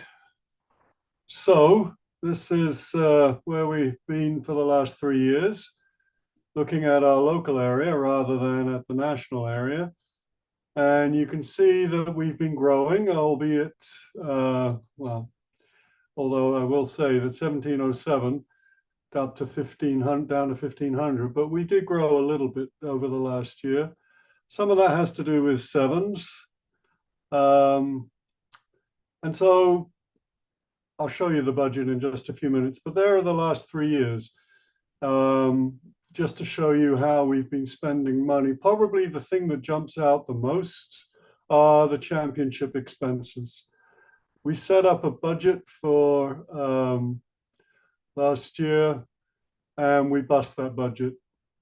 But the good news about that is we bought some equipment for that. We bought some streaming equipment and that now lives with Nancy. I don't know if she's charging rent for it. I don't think so. But Nancy's got the equipment and we will be able to utilize that for the next championships so that we hope to be able to do a better job. There were some bumps in the road getting that set up. So what was the budget for last year? Because what I see on the numbers here is that it's actually less than on 2023, 2024. Oh, that's our budget was 15 and then the year before was 11. Okay. Yeah, April, those are the that was your budget. So that's where they actually came in. The budget, if I remember correctly, Alex, was more That's like correct. 12. I'm sorry? The total budget for 23, 24 on championships, the line item. We have budgeted 12.5 and we came in at 15. But a bunch of that was the streaming equipment. The streaming equipment, exactly. And that's another topic that I'm still working on for another day. Okay. Okay. Okay, any other questions? So those are the last 3 years. If we move on to the next slide, you'll see that basically, where did my current budget? There it is. Sorry about that. You'll see the far right column. That is the budget for 24-25. I've left the number of registered players the same at 1,500 with $20 per person. Mike mentioned this previously. I'm mentioning it now. That is, we've left our dues at $20 for this year, but we're pretty much down to the wire. You can see we had a 30,000, or we had a 29,540 budget, but we came in at 29,500. We're spending whatever you give us. We've pared back in certain areas, general and administrative. We used to be at 9,000, and that was when we had in-person meetings. That included hotel rooms and travel and blah, blah, blah. We've pared that back so that we're under, well, just a little over $1,000. So what we've done is we've rejigged some of our finances because we wouldn't have a Zoom meeting 4 years ago like this. We would be meeting in Birmingham usually, and hungover people would drag themselves into the hotel room, feast on donuts and coffee, try to wake up and have discussions much as we've had on this Zoom meeting. So anyway, we're spending the 30,000. We've benefited from some additional registrations in the summertime for the sevens season. And the budget that I've got there has a negative 5,250 element. We have $50,000 in the bank that's been accumulated over the life of the True South. When I first took this job, we had close to 70,000. So we've not been building surpluses. We have been spending money. And as a general rule, what we try to do is we try to ring fence some of it, the 50,000 that we've got in our capital account, and then we have an operating account. We try to make sure that we ain't going to get robbed. So, any questions about any of those numbers? That's right, Caleb. You can be hungover in the comfort of your own home. You don't have to travel all the way to Birmingham. The thing that I think I would like to reiterate that Alex made is just that while we've been seeing increases in dues from the other organizations above us, We've been holding back and trying to hold firm with our numbers, but we're getting to the point where I think the next cycle, we probably are going to need to add some money back to our True South dues. Hopefully we can return that in A, the same value you're getting today, and B, maybe even more. We're hoping to put together a handbook on how to use the streaming devices so that we can lend them to you, our member clubs, to be able to stream a match that you might have that you think is particularly like great. Maybe a team coming in from out of town that you don't normally play, or one of your matrix matches that you think is going to just really be a great match. We'd like to lend that equipment out, and then have it returned, of course, in a timely manner so that all member clubs get the benefit of the money that was spent, not just at the championships. And in addition, just to be able to continue to operate at a non-loss so that our reserves are intact for, you always want to have a cushion. And then we can continue to try to provide more services. Just to reiterate the point about having the cushion, as you know, we experienced the pandemic just a few years ago. It was because we had the reserves, we were able to cut the dues, and we were able to operate the way we've been able to operate. So having a cushion is a good thing. You can see that education is a big piece of what we do, whether it's in the referee or the player or the coaching world. We've just supported courses for coaches down on the coast, close to New Orleans. We anticipate being able to have referee courses at the Battleship Tournament in November. And we're open to supporting courses wherever, of whatever stripe. But there's the camp coming in Birmingham fairly soon, and there will be the administration piece of that too. So it's all there. I think there's one more slide.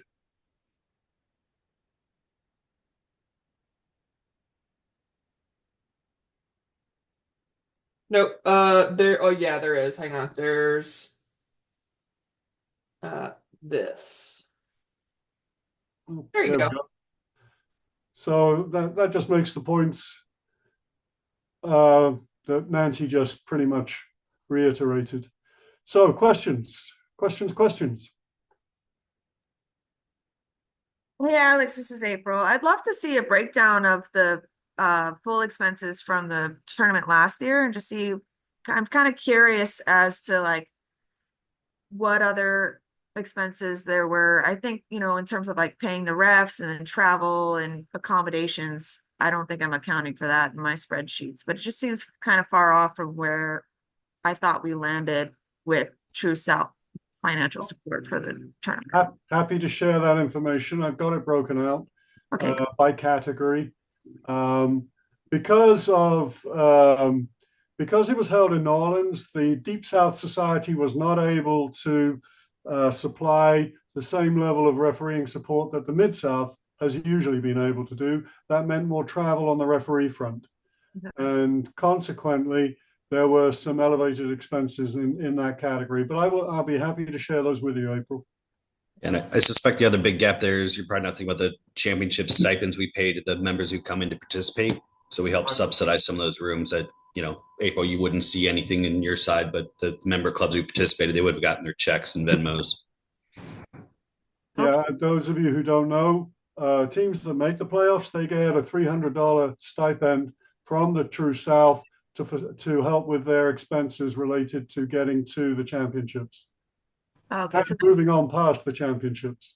I see. Oh, I see. Moving past the championship. So that doesn't count travel to championship games. That counts for the next stage of.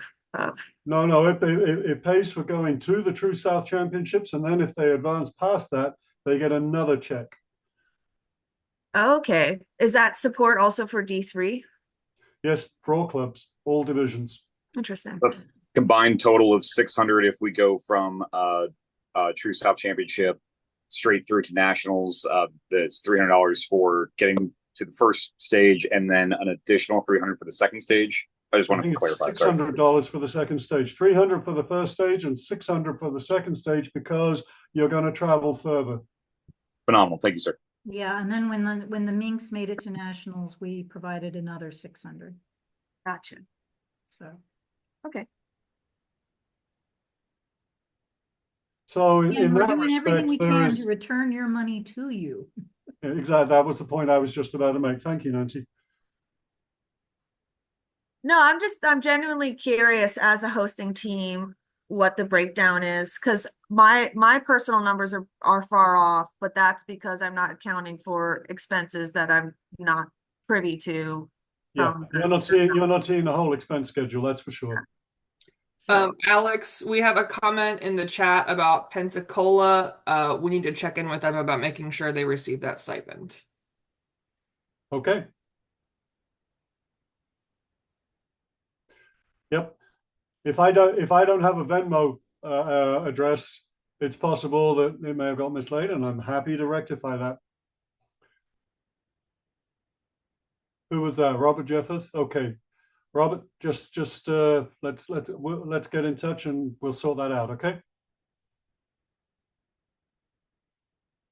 Okay, I'm out. Peace out, Alex. Great. Thank you so much, Alex. Are there any other questions in the area of finance? We've covered the finance from the USA Rugby level, the Senior Club Council. You know, I mentioned the 3 buckets. So Mike went over the USA Rugby bucket, the Senior Club Council bucket. Now we've hit the True South bucket. Are there any other financial questions left unanswered?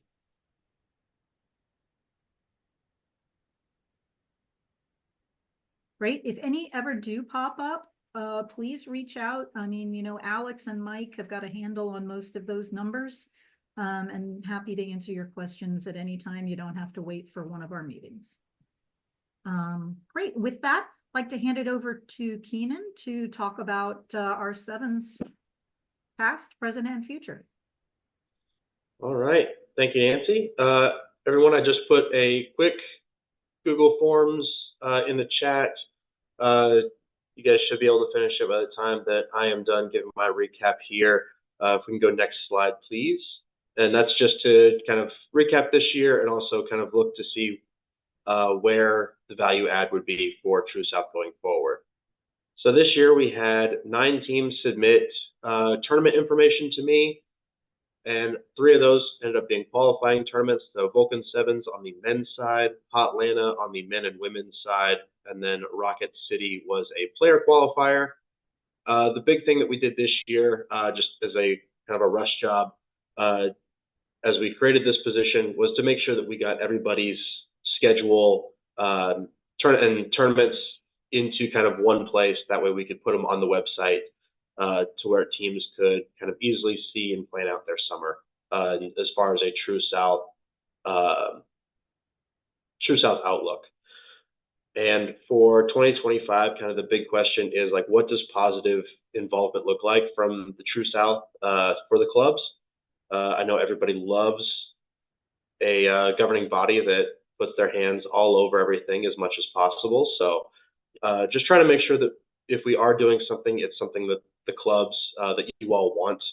I know that this year we did have an increase in teams trying to make and participating in the qualifying brackets, trying to make a push for nationals, but there is still a strong social sevens contingent within the union. So that Google form will help us kind of understand what people are wanting to do.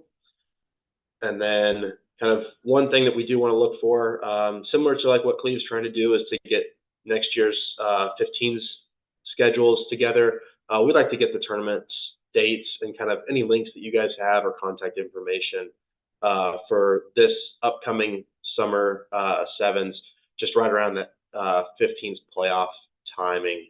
Just I know that as kind of teams transition from 15s to sevens, is helping them plan out their summers as best we can. And if we can go to the next slide, Bella, please. So speaking of our teams that were competing in the qualifiers, this is just the teams that I know competed in more than 2 of the qualifying tournaments. So we have Atlanta Old White, Birmingham, and Knoxville. On the men's side, kind of headlined with Tennessee Elite making that bid to the Nationals, coming in 15th. I know it's not the result they wanted, but it's still a good sign to see that True South is consistently putting a team in the national tournament conversation. And then on the women's side, we had Phoenix Rugby. I know that's not an official member of True South, but we did have a couple members of True South teams playing on that club. So always good to see women's rugby being promoted and having our players get a chance to kind of play at that higher level. So that's kind of the recap there. Two big things that Nancy and I have talked about for next year is a kind of sevens kickoff clinic and sort of inter-conference tournament. So we would try to bring in some sevens specific coaches, really try to bring up the level across the union. This would help not just the teams going for qualifier, but also just your regular social clubs. And then the other thing would be trying to combine the tournaments in the True South into kind of a circuit, if you will, just to try to give everybody something to play for, even if you're not going for a qualifier for nationals.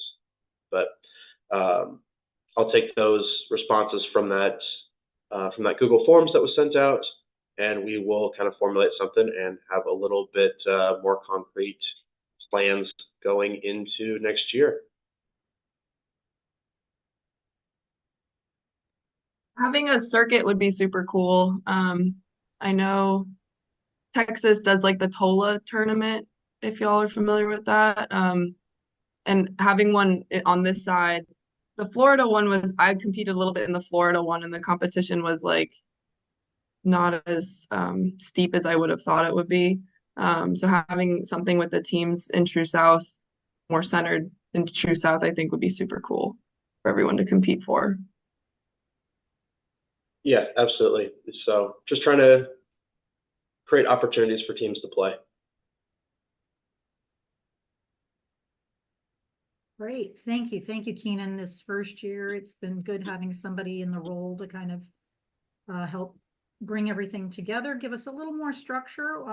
We want as much structure as you all would like to have, but don't intend to create anything strict or stringent. It's just not our way.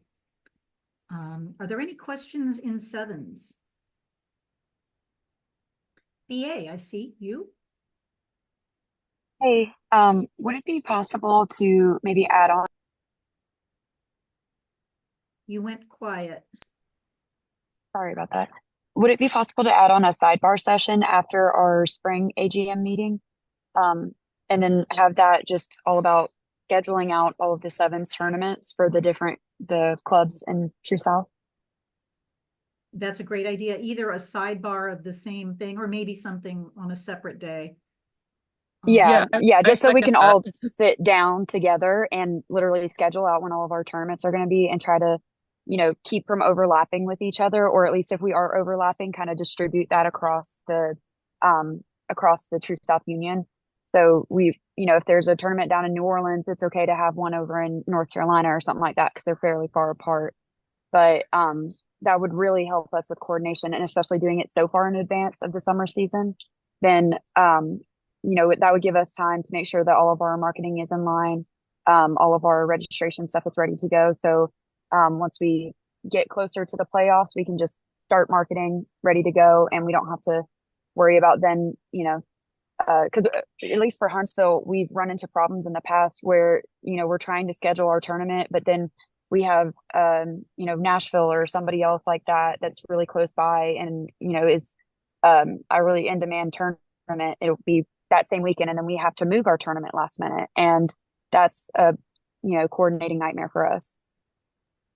Yeah, absolutely. So that was kind of the purpose of trying to get those schedules out last year, trying to get that information, and I didn't see really any overlap You can go into the calendar that's up. You can kind of see how this past summer laid out in terms of schedules.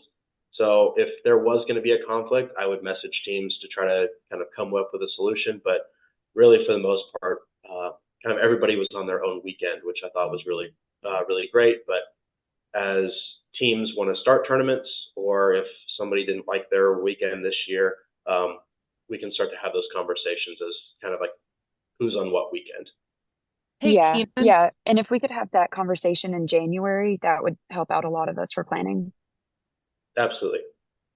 Hey, this is Barber. Kind of piggybacking on that is like, can we talk to the other unions as well? Because if there's, a tournament in Nashville the same weekend as is a tournament in Atlanta, they're not in the true South, but it also is they're not far away. So it kind of like splits us up too. Because I think that's where a lot of the overlap was just people having tournaments that are close to different true South cities. And I don't know how easy that would be because that's a totally different group of people. Yeah, I know that. Yeah, that we did have that overlap this year with Music City Sevens, and I believe it was Peach Pit with. Yeah. So, I mean, I had that conversation as the tournament director for Music City, but not as the True South Sevens coordinator. When you get into kind of in between unions, going across union, in that there's not as much kind of authority on kind of who gets what date. There's no set precedent. But Right, yeah, just maybe reaching out to see if we can all kind of coordinate a little bit. But if we can't because they don't want to do it, that's fine too. I get it. Well, I mean, even if we could talk to neighboring unions that Nancy is in direct conversation with and have them put people in similar roles to what Keenan is doing, where they're getting seven schedules and we could share those in a spreadsheet or something, I think that would be really helpful for us because I know there was that issue with Peach Pitch this year. So I have that in the minutes, so that's definitely something we can bring to the Exco. all right, Steve. Yeah, if you're going to do a kickoff clinic, we could do some referee development around that.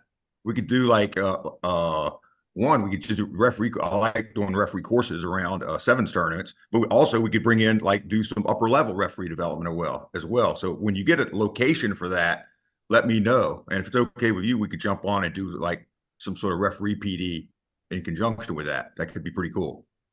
Yeah, absolutely. So the idea would be to kind of mimic what the women have with their development course, whether it be kind of maybe throwing us some admin stuff for sevens because it's a little bit different format than your typical 15 season, but also coaching and player development clinic. And I think having referees there would be a great addition.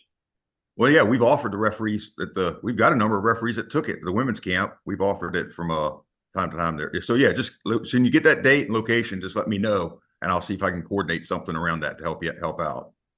Absolutely. Appreciate it.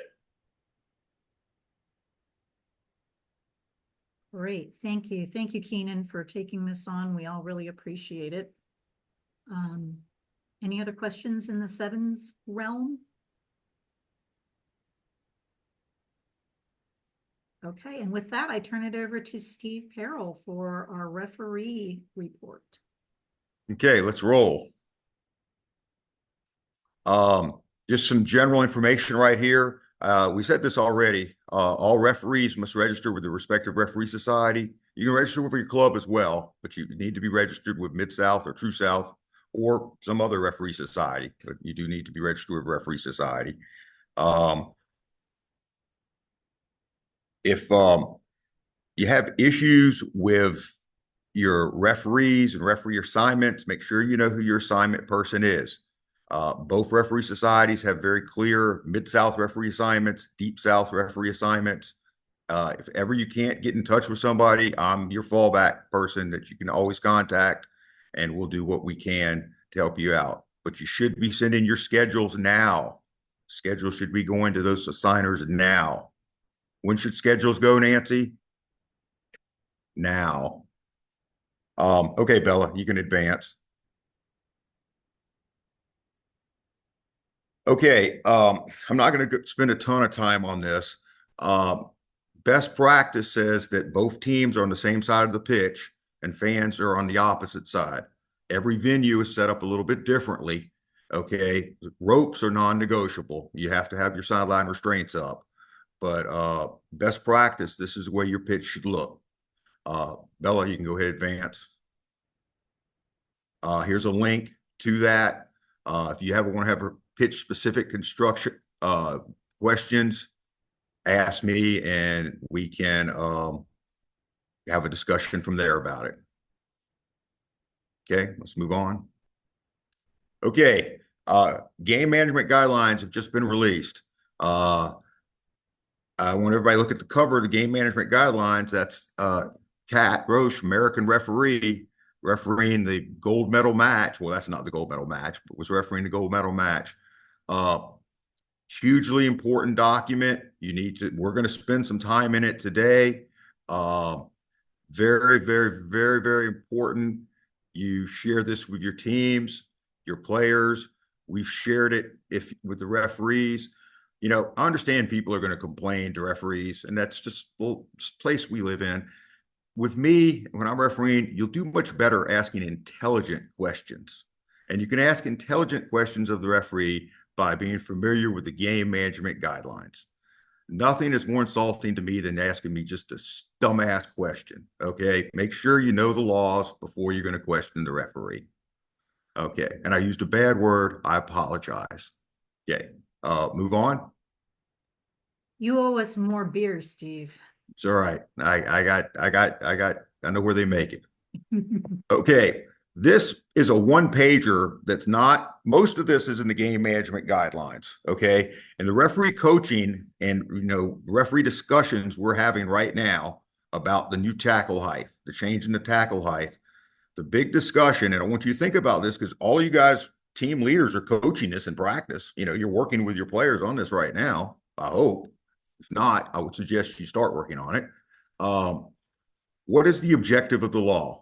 And it's right there at the top: to avoid head-to-head, head-to-shoulder contact occurring between the tackler and the ball carrier during execution of the tackle.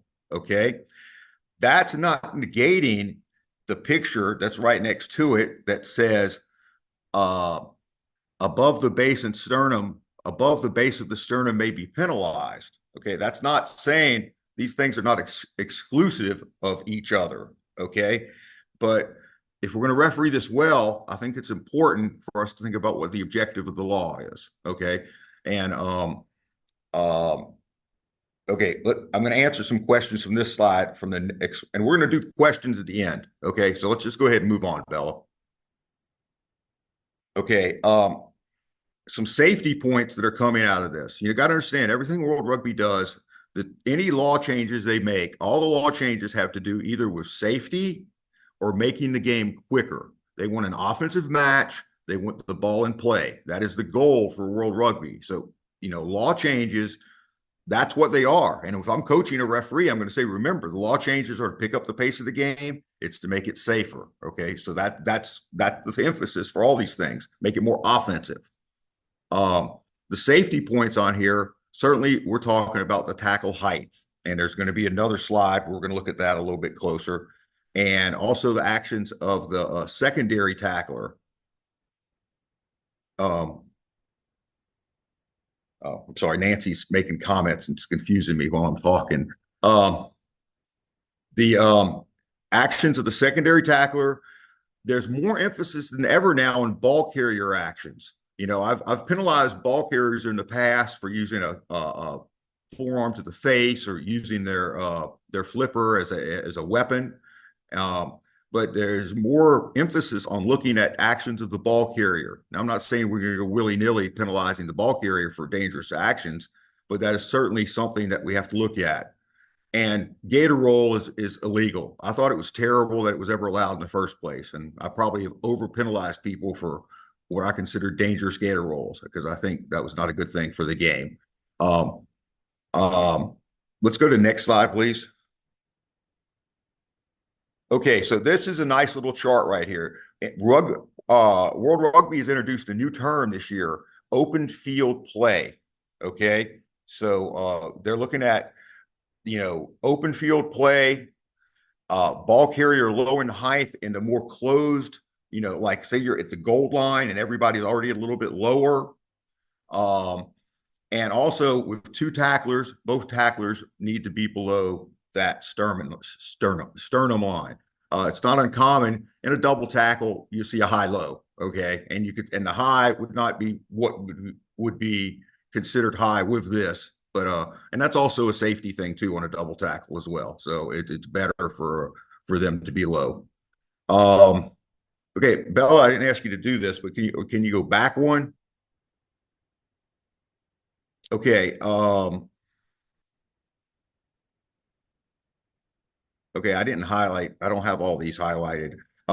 The other point with the gator roll is you can't pull people. You can't pull people forward. I don't know if it's mentioned here in one of these pages, but it's in the game management guidelines. So you can't pull. So let's go ahead and move forward. Okay, one more. Okay, before we go to the other law changes, we'll take a breath here. Anybody have any questions about the tackle stuff? I'm sorry, can you go back one slide just so I can take a screenshot of that gator roll law? Sorry to No. Oh, and this is all going to be saved, and you can actually can they access this PowerPoint somewhere? Yeah. Yeah, so this PowerPoint is actually already linked on the True South meeting page under administration and meetings. This whole PowerPoint is going to be there. Phenomenal. Thank you. The meeting minutes will also be posted there once they're finalized today. So any of this that you need, the links, all of it is going to be accessible for later. And Fantastic. Thank you so ideally, much. you should have been sent the game management guidelines. I know the Deep South referee assignment guys sent it out. I mean, that should be, I've sent that out to all kinds of folks. If you haven't seen it by now, it just is, it's poor communication on the referee's part, on our part, because this should be out there. It was like Christmas. I was waiting on it. Okay. Scott, you have your hand up? Yeah, Steve, thanks. Just curious, in some instances of the double tackle, the way that Strano has helped, prevent an offload in this situation here, this graphic is a little deceptive in terms of player having his hands with the ball above the sternum line, and a player coming in, the second defender coming in to cover the ball. Is there any kind of intent that we should be telling our players, hey, prevent the offload, don't come, just, I don't know, ease into the tackle to cover the ball, as opposed to really smashing into a guy and in a secondary benefit to stop the offload? Well, if the word smash, if smash is involved in the play, then no, but that's a good word for me to use, because it helps me helps. I think it answers your question. What I'm hoping what I'm about to say, that's indicating to me a high level of force. So high degree, high level of force, it's got to be lower. It's got to be a little below the sternum. Higher level of force and contact, the lower the contact needs to be, or it needs to be sternum or down. If it's high force, the higher it is, the higher degree of concern for the referee. Thank you. It's just addressing the delineation between what a real forceful tackle is when you're trying to achieve versus, say, a second objective as preventing an offload. So, and the thing is, in this picture, the other situation you see on this though is where the player has the ball above the double tackle, and then and so every situation, there's going to be so many unique situations too, and the other concern that's going to happen is this is just another thing for the players to be concerned about, to complain about to the referee when I'm fishing for a call. It's just another level of ask, and our referees are going to be all over the place, because this is brand new. I've yet to referee a game like this. So, I mean, it's we're all going to be learning together. Okay. Any more questions about tackle before we go on to the other new laws? All right. Either everybody's just like, oh my gosh, or I did such a wonderful job explaining it. So let's move on, please, Bella. Okay. Other law changes. This kind of goes back to we used to see this more often, but this is players in front of the kicker, have to retreat. You could loiter. You see players put their hands up in the air and like, hey, I'm showing you I'm offsides, but you're not retreating. You're not. So the players have to actively retreat. If referees refereeing well, they're communicating. We're telling that person, uh, number 7, back up, hold, back up, back up. So this is one law change, and they talk about loitering, people that are just hanging out, they got to get back. Next slide, please. Okay, pretty much in any situation, you can't ask for a free kick, a scrum on a free kick. Okay, if you follow, big time rugby, this was an issue in a match where they got a free kick and slowed the game down, and it just ran out the clock. But pretty much in most situations, you can't ask for a scrum option at a free kick. You can tap. You can have a line out if it's a choice where that's a choice. But pretty much free kicks, scrum option and free kicks have gone away. And why is that? They don't want World Rugby doesn't want more scrums. They want less scrums. They like to see a tap. Tap is quick. Ball's in play. Next slide. Okay. Well, at the end, if anybody's got any just law questions, we can hit it for those extra law changes. Right now, we're at 47 registered members with both referee societies. Referee blackout weekends, Battleship Tourney for Deep South, Big Bash for Nash Bash. And what I mean by referee blackout is we're not assigning referees to any other matches on those weekends because that's the big development weekend for Deep South and also for Mid South. And plus, Mid South and Deep South referees are at both of those events too. If somebody wants to ref and go to the highest level, there's opportunities here. We're desperate for referees. Referee recruitment and retention is problematic to say the best. We've got a referee course, which should be posted shortly for Battleship. It's a Friday night, Saturday morning where you could referee and play at the tournament. We'll also have a coaching of match officials, which will soon be posted as well, which will be held at the Battleship tournament. Same thing, Friday night and Saturday. Just in case you didn't get it, but we're desperate. Yeah. Well, and I'll you can advance, Bella, please. And I'm not going to read everything on this slide, but this segues into what I'm going to say is in all sports across the United States, there's a tremendous referee shortage because of nobody wants to listen to the abuse and it's just difficult. Now you can't hear everything, but please work with your players to understand that sometimes say, well, we'd rather have no referee than that referee. Well, guess what? It's going to be no referee, and the societies, the assigners are doing the best they can, and True South matches were always going to have priority with the referee societies over the colleges or anyone else because this is the GU, our governing GU. But geography also enters into that as well, because if you're in the hinterlands of nowhere, I can get somebody to cover the match where they're driving 30 minutes to do it, but we can't get somebody to drive 4 hours. That's just another logistical piece on that.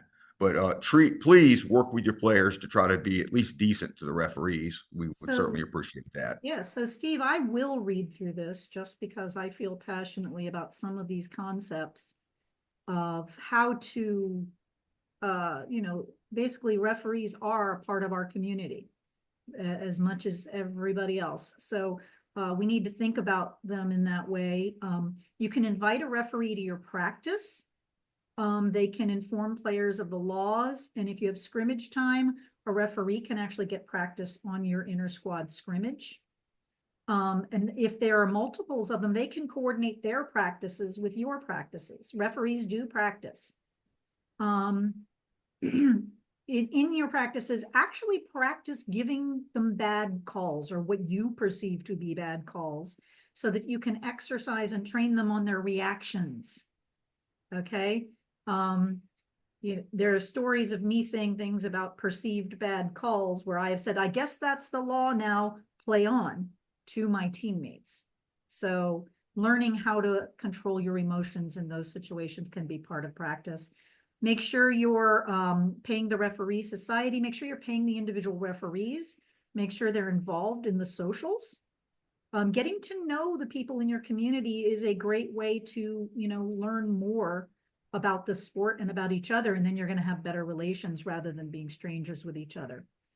When selecting your team captains, sometimes the best choice is someone who can forge that relationship with the referee rather than somebody who's maybe your best and most aggressive player, because they are the one who is permitted to speak with the match official.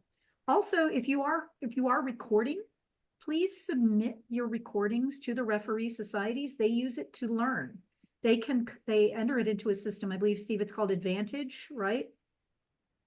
They can enter it in and code it so that they can see what was their reaction time on something, what is their positioning. So that's actually very helpful for the referees in their development. And then lastly, we asked earlier to please let us know when your social matches are. These are great places for referees to learn. So while you are learning, they are learning together. And then lastly, we will not take it. You do it, we see it, you're going to suffer the consequences. Just don't do it. That's it for me. Yeah, I think that's the last slide for us for that. And Nancy, I will say this much. Look, don't worry. I have referees that are practicing making bad calls every Saturday. So don't worry. We're getting plenty of practice on making those bad calls. Hey, y'all, I didn't realize that refs could also use film. You went on mute. Oh man, sorry. I didn't realize that film would also be useful for referees to have, and that makes me wonder, where is the rented film equipment located? Is that mostly, are there a bunch of these like equipment pieces in different states, or? So currently the 2 streaming devices are in my closet. Until such time as we can put together the process for how do you check one out and check it back in. And we also need to develop, Spencer from New Orleans did a great job at giving us a starting manual on how to use it. But we're going to update that a little bit, like press this button, that kind of thing, because it is for a lot of people fairly advanced equipment. And it just does the streaming. It's not a camera. It's a device that you hook some sort of camera into, and then the device connects to a network and allows streaming to occur. Cool. So if you're using like Facebook Live, then yes, it's YouTube Live, then it gets recorded in YouTube. But if you are using what's it called, a Vivo, one of the scanny units, or even somebody with their phone on the sidelines, that film as well can be helpful for the referees. Now, Steve, help me here. I know Mid-South has a link on their website where you can submit video and you can submit referee feedback. How about Deep South? No, Deep South doesn't. But Mid-South, I don't know if you can. I know they have a feedback form. I don't know if you can do a link too. Please. We always want the ref to have access to video. Yeah, if you got video for the ref, let them have it to look at. Yeah, I was going to say we have tons of film because we have one of those fancy cameras. So this is Chattanooga Women's. So we'll be happy to submit if we can get a place to do so. I'm sure we'd be happy to submit games from last year for review. Happy to help. Great. I would suggest if you're interested in doing that and helping out our referee community, contact Steve. Steve can help you reach out to whichever referee society supports you. Hey, Kylie's had her hand up for quite a while. Hey y'all. I had a question. I guess most of the people on the call are potentially part of, their team's executive board or whatever. I just happen to be on the executive board and I coach. But Steve, would there be a possibility before the 15 season start to have an online Zoom call just about the new laws? Because I know, it doesn't have to be you or anyone that you think would be able to do it.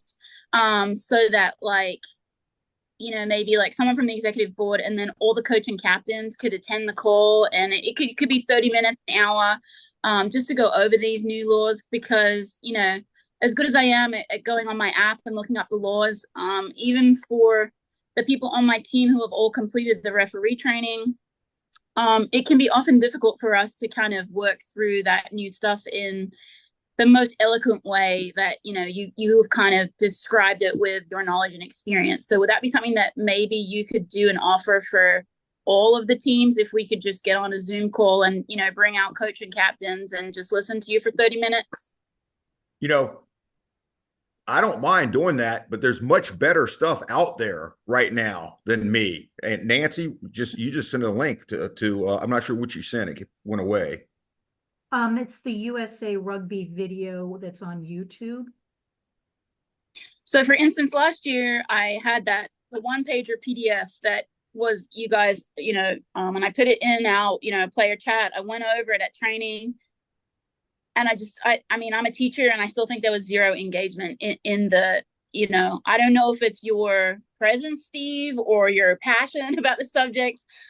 We can watch a video all day long. I just think if I'm like, hey, this really important guy from True South is going to be on this call, for 30 minutes, and we're going to sit here and we're going to listen to him, about these things. I don't know. It just seemed like last year I'm like kind of a rules crazy person, and so I love when the new laws come out. But like, I don't know. I feel like I fail in engagement even when it's at training. So I don't know if anyone else has a better idea. Contact me off separate from this, and if you want to set something up with your team, I'd be happy to do that. Right. And I'd be happy to do something for the union. I just don't know. I don't whatever you guys want, I'm happy to accommodate. Okay, thank you. Steve, I'm happy to help set up a Zoom meeting or something and send the time and the link out to anyone in the union that would want to join that. So if that's something we want to do, you and I can get together and I can help you distribute that information. Gotcha. Okay. And I added that to the minutes as well. So. All right. Great discussion and questions on this. I did drop a link to a video from USA Rugby on the new laws, if anyone is interested in watching a video, and you can share that. It is public. All right. Any other question for our referee community? I have two questions, Nancy. So the first one is a more specific question about one of those law changes, the tackle height. Just kind of going back to that, flip back to that slide with the three pictures. The ball carrier lowering height. Is this a scenario where it would now be illegal for that defender to like grab the back behind the jersey and push that ball carrier down?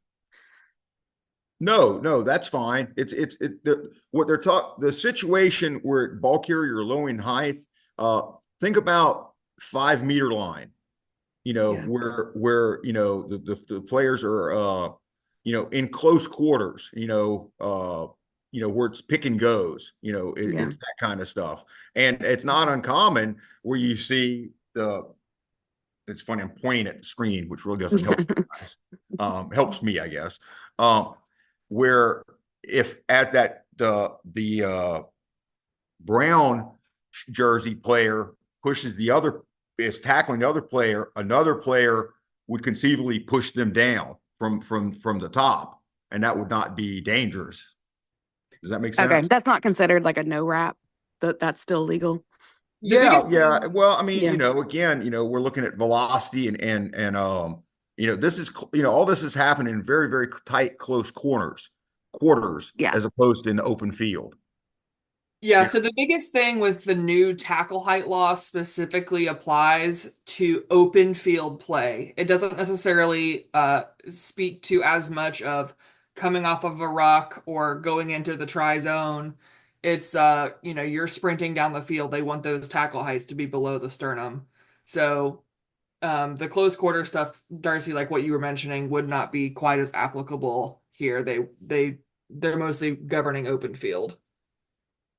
Well, and the other point, though, I will say on this, though, that we have to look at is we do have to keep in mind what the overall objective was. We're trying to limit head and head contact, with the head and shoulder. And if you look at the middle picture of the ball carrier lowering height, you can see we're not having that. Ideally, they could lower the height and head to head or head to shoulder, and then you might have a concern, more of a concern.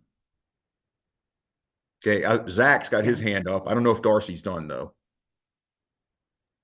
Um, well, I had a separate question. I was just curious if there was any directive from above in terms of even just best practices around how much a team should be paying a ref. Is that totally just ref's discretion, how much they ask for? No, Or is no. that referee society? That's in the referee assignments when they go out. It says the fee is. I mean, like I know in Deep South, there's a chart that goes out with every one. There's No, a the fees are set. I would hope Yeah, somebody. there's a chart on the Mid-South referee website as well that says what the fee should be per game and for travel. Yeah, if the referee's just Okay. hitting you with some random numbers, we need to talk about that. Although it might be giving you a better deal. I don't know, but yeah, those are set fees. Got it. Thank you. Okay, Zach. Hey, Steve. Hey, what Zach is For this? Zach Carmelo down in New Orleans. All right, thank you. There's a billion Zachs. There's only one Carmelo. For ball carrier lowering height, would that apply, off of, short ball off of a ruck to a pod of forwards? Hey, you Not faded out, necessarily- Zach. I didn't hear what you said. Let me see if I can get my mic. There we go. So would a ball carrier lowering height, would that apply to pod of forwards right off of a ruck, kind of taking the ball into close contact, not necessarily on the goal line? Yeah, exactly. Okay. It's think of close quarters. I mean, the players are in close proximity as opposed to open field. Okay. And then is there any specific, or more specific definition of a croc roll? I think we kind of all understand the movement that they're talking about, but I expect players will broach the line or try to find the line of where a croc roll is. Actually, go back to the slide. Yeah, stay on that slide for a second if you don't mind, Bella. Crocodile. The definition there is to use their body weight to literally roll, twist, or pull a player who is on their feet into the tackle area to the ground. Okay. I'm a big, if you're pulling people, I'm penalizing you. I've always hated pulling people in. Pulling's bad, and this actually puts it in law, which, I don't see pulling as a positive rugby movement in my referee world. Sorry, I got sidetracked there a second, Zach. If somebody is supporting their own, is on their feet and you're pulling them to the ground in the tackle area, that's penalty all day long, in my opinion. Does that make sense? Because that's what they're talking about here. I mean, you could take somebody off their feet, not necessarily, with a forward motion, which I think they're allowing for. It's really the side to side action that they're trying to eliminate. And the roll, I think, is the component. But, I don't know that they've issued enough guidance for either a referee or a player at this point. But I think everybody will kind of find their lines as the season progresses. And Well, the full game management guideline actually does go into a little bit more detail, but we're pulling excerpts from it. So if we want to take a look at that, that might help. Okay. well, and Zach, you hit the nail on the head. Is we're going to have to figure out, to a certain extent, and and unfortunately, as everyone on this call knows, every referees have a different standard, and players on the day have to figure out what that standard is, and it's going to be the same for this. I would tell you, I refereed this strictly already from the Gator roll spot, and actions around, if you're going to referee well, you have to referee the tackle well. You have to referee the tackle, the players that arrive at the tackle for both teams. You have to get those first ones right, and then the rest of this can work out okay. But penalizing those players appropriately is what makes open ball happen. Sorry. Any other questions? I'll talk rugby law all day if y'all want. Appreciate that, but yeah. So are there any other questions in the referee space? And if we want to set something up, I'm happy to do it. And please send the game management guidelines to your teams. Get the game management guidelines in your folks' hands, or on their phones. Send that out, please. They may not read it. However, I think it's important that they know that the referee community trains just like they do. It's just another, component of our community. And that 31st person on the field is doing a lot of work to be there. Look, next time in practice, you're getting on to your players about missing tackles, just make some sort of comment. Man, you're just like the referee. You're missing everything.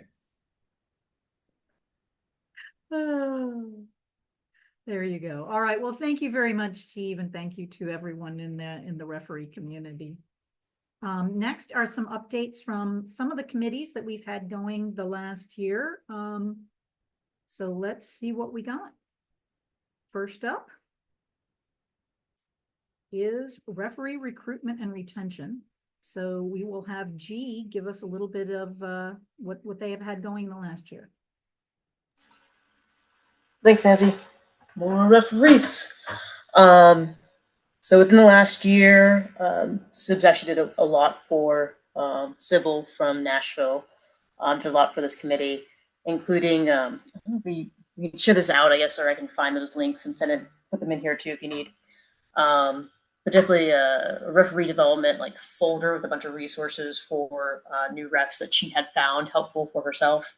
And started putting together, I guess, kind of like work in progress, what brand new refs can or need to know to just start. Because what we had found was a lot of people take the referee certification course and then kind of have blockers to actually pick up the whistle. Granted, that some people are probably just trying to expand their rugby knowledge by taking the course, not necessarily get out there on the pitch.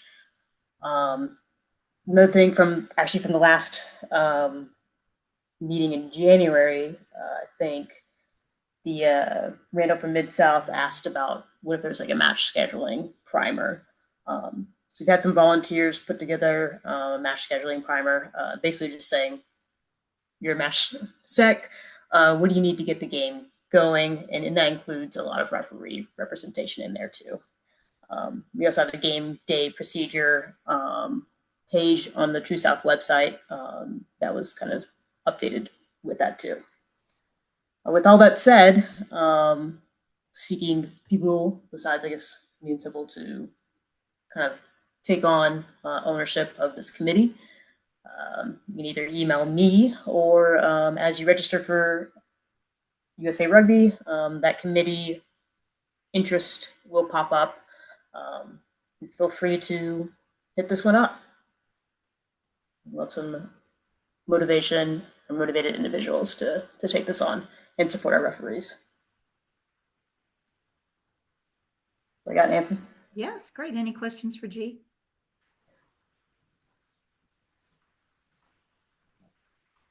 All righty. Thank you very much. The next committee that we formed was branding and merchandise. And so we will turn that over to Mike. Yeah, so this committee is all focused on, how do we really just build out some more branding, some more merch, and what else do you from there? So you've seen sprinkled off this presentation. We do have the refreshed Union logo, so seen it multiple times, hopefully.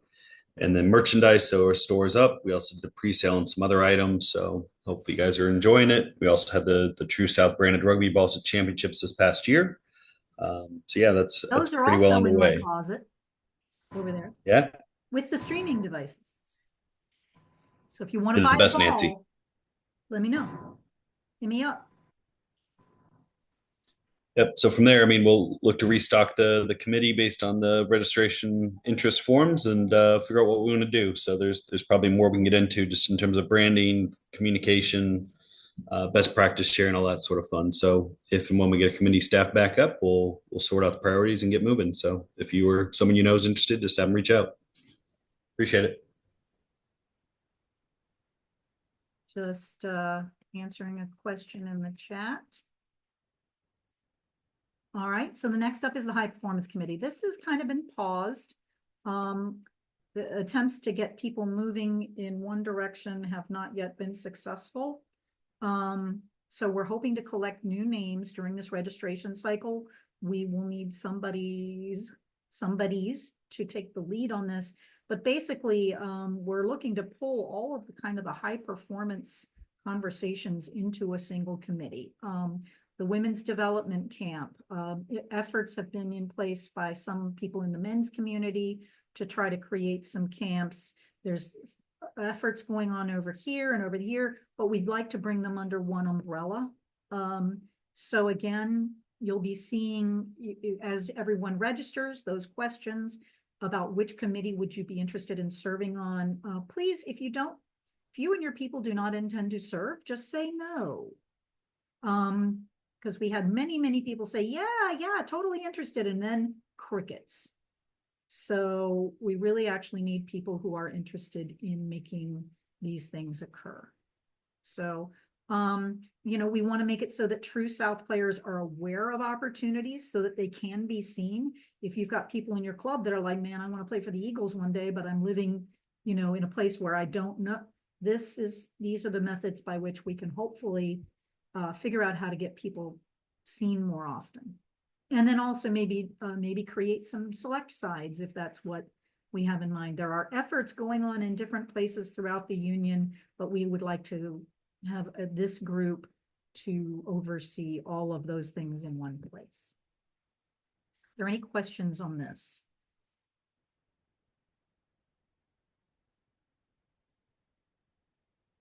All righty, great. And next up, Bella. Yeah, so the last one is the bylaw review committee. Bylaws were updated last year and they've already been posted. They've been approved, voted on, and posted on the True South website. Right now, we're going to start this committee back up in September with the goal of updating to some of our regulation documents that we currently have. And then we would also like to generate a bylaws template. So as we have clubs join the union, one of the requirements for their application is a set of bylaws. So we'd like a template that we can provide to new clubs. As of right now, we really only have 3 members that have joined, in addition to myself, who's the ex-co-sponsor for this. So we will be asking for the same thing. If you're interested in, working through some of these regulation documents and producing templates, that when you register for the season, if you're interested in doing that, select that option. And then we will get an email out for interest in the coming month to start that committee back up. So that's all I have there. Great. Thank you, Bella. All of these committees give our members a chance to be involved in the direction of the union. We don't operate in a black box here. We want everybody to see what we're doing and have a chance to give feedback on that. So if you have people with some energy that would like to help move things forward, bring them on. We really appreciate the assistance. As April pointed out earlier, we are a volunteer-driven organization. We've got day jobs and families and things. So the more we spread the work amongst our people, the better results we're going to have. We're going to have less burnout amongst the people who put this on, and everybody gets to help out a little bit.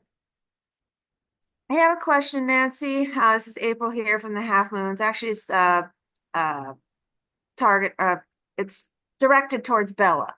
So for the bylaws, do you have any recommendations on how often clubs should like look at and revamp their existing bylaws if they've been around for a while? I know you've talked about like providing framework for new clubs coming into the union, but how about existing clubs? And secondary question is, what sort of information set on like when y'all the different committees meet and stuff like that? Is there like a listserv you guys send emails to? That's kind of secondary, but I'm just kind of curious. Yeah, sure. So for your first question, as far as best practices go, my club is actually working on implementing some best practices right now. So we are trying to do a review of our bylaws every year in the spring and give players an opportunity to submit amendments that are relevant, approve and vote on the bylaws, because I feel like if more players have weigh into those, it's easier to make sure that they are actually being followed and being met. So there's no guidance out on what the best practices for that would be, but I would recommend at least an annual review of those.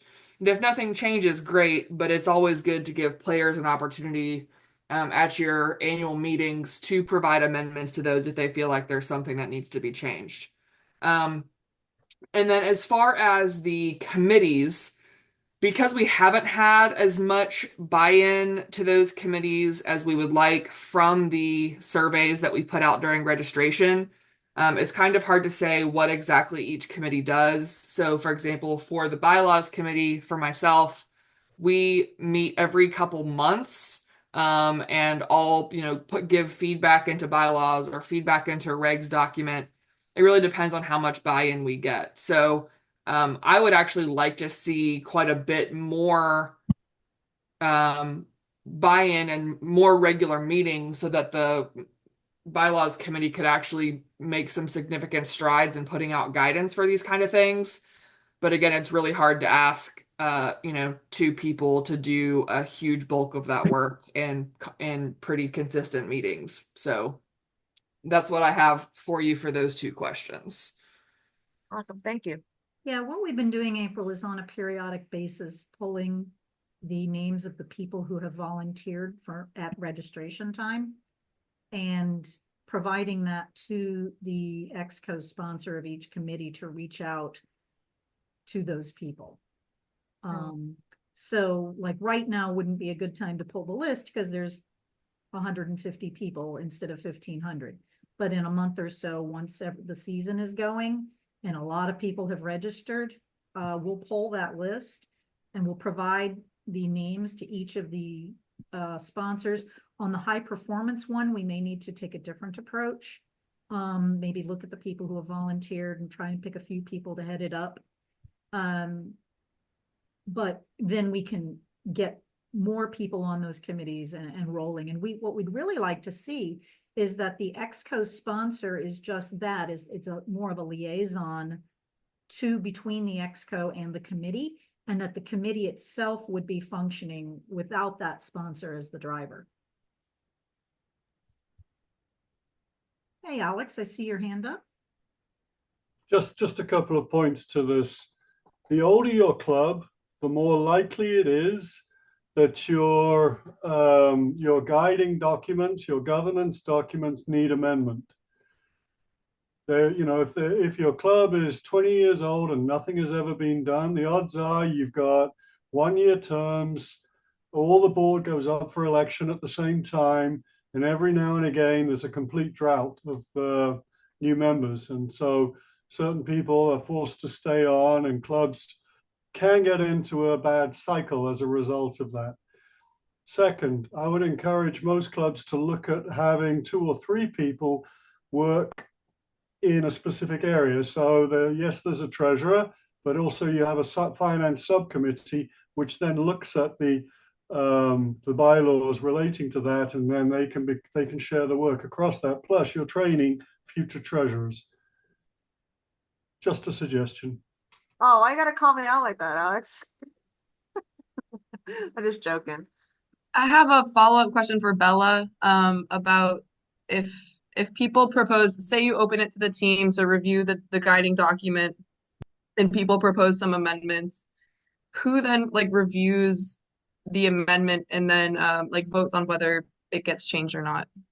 So just an example of what we did this year, and this was the first year that Chattanooga really, I think, did this well. We provided the bylaws to the entire team before the AGM. We gave everybody a 2-week period where they could submit amendments to the board. In our AGM, the board actually put up one amendment at a time, allowed the team to discuss it, and then every voting member on the team voted for each amendment. Then the amendments that passed were added to the bylaws, and then the bylaws were actually put back out again as the approved version. So that is how we did it this year. And so we actually had like an hour-long session of our AGM where we had 13 bylaw amendments this year, or something, that were put up for vote. So that's how we handled that in the spring. Okay, cool. Oh, y'all did that in the spring. Yes. Also, Okay, I because I was recommend wondering like, looking oh, sorry, at Nancy. look at your current documents, because many bylaws tell you how they should be amended within them. Right, and we actually had to do some work on our bylaws to put those new things in, to make sure that going forward, that's now actually written in our bylaws how we will do those amendments.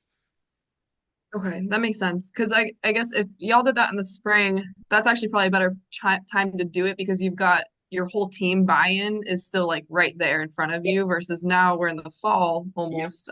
So we've got new players who don't know what's going on and they probably shouldn't really vote on much.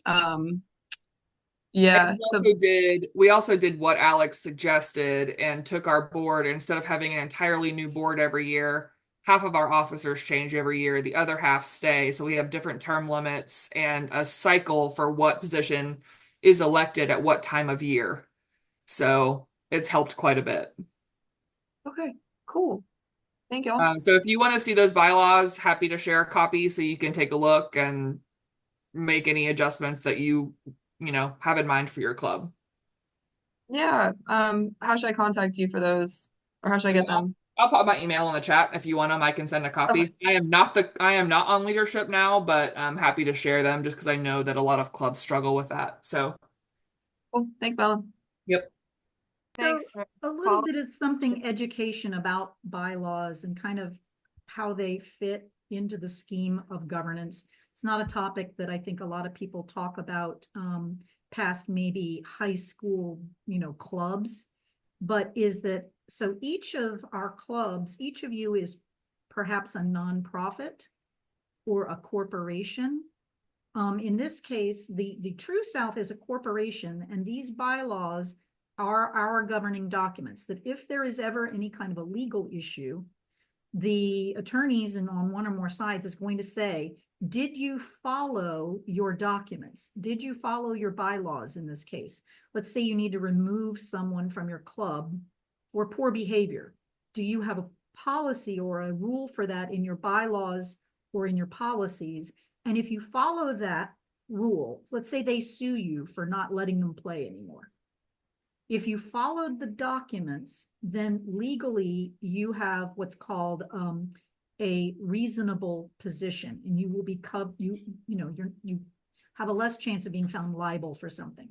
But if you have a policy and you don't follow it, or you don't have a policy, then you're in a less defensible position. So all of these documents, unfortunately, create for us protection. So we have coverage because we are registered as admin volunteers with USA Rugby. We have liability coverage. That liability coverage covers us if we are acting reasonably and following our documents. So you have to know what your documents say so that you can follow them. And you have to upload your documents, or excuse me, update your documents so that they are current, so that what you are doing applies in today's atmosphere. If somebody were to sue you tomorrow, do your club documents protect you? And are you following them? So that's more than people who are playing rugby are kind of thinking about. But for those of us who are in admin roles or maybe on other boards of other organizations, this is the type of thinking we are actually tasked with doing as leaders. With my little governance talk out of the way, Bella has prompted us to a new slide. Are there any other questions in that area of our committees?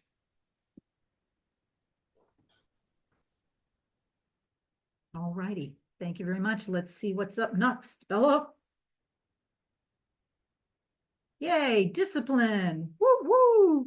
Yeah, we all love when somebody gets a red card or misbehaves. So let's talk a little bit about discipline.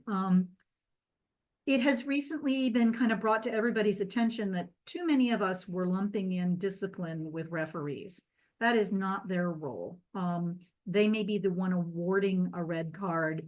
However, they are not the one who should be adjudicating it. So with that in mind, USA Rugby's training and education department, along with their discipline organizations, have started more education on how do we separate those two functions and getting people trained within each union to do these to do these properly. So in the last year, the question mark of 3, was only 2 this year, so not 3. Someone who else was going to try it was not able to go this summer, but wants to do it again in the future. So we are training up people in the proper World Rugby discipline processes, 2 of whom are here today.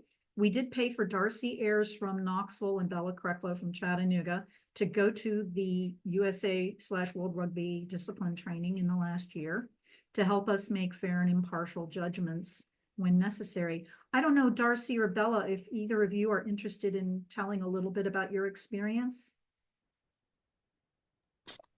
Sure, I can.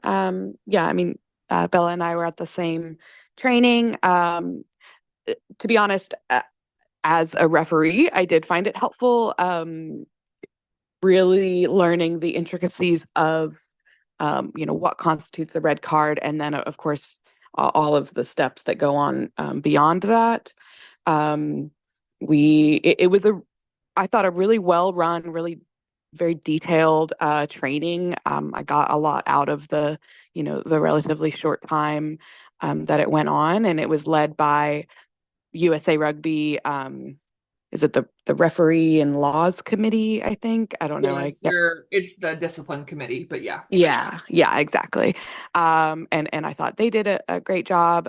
Since then, I've been able to sit on a red card hearing panel for an MLR player, and was able to kind of see in real time how that process goes and how those decisions are made.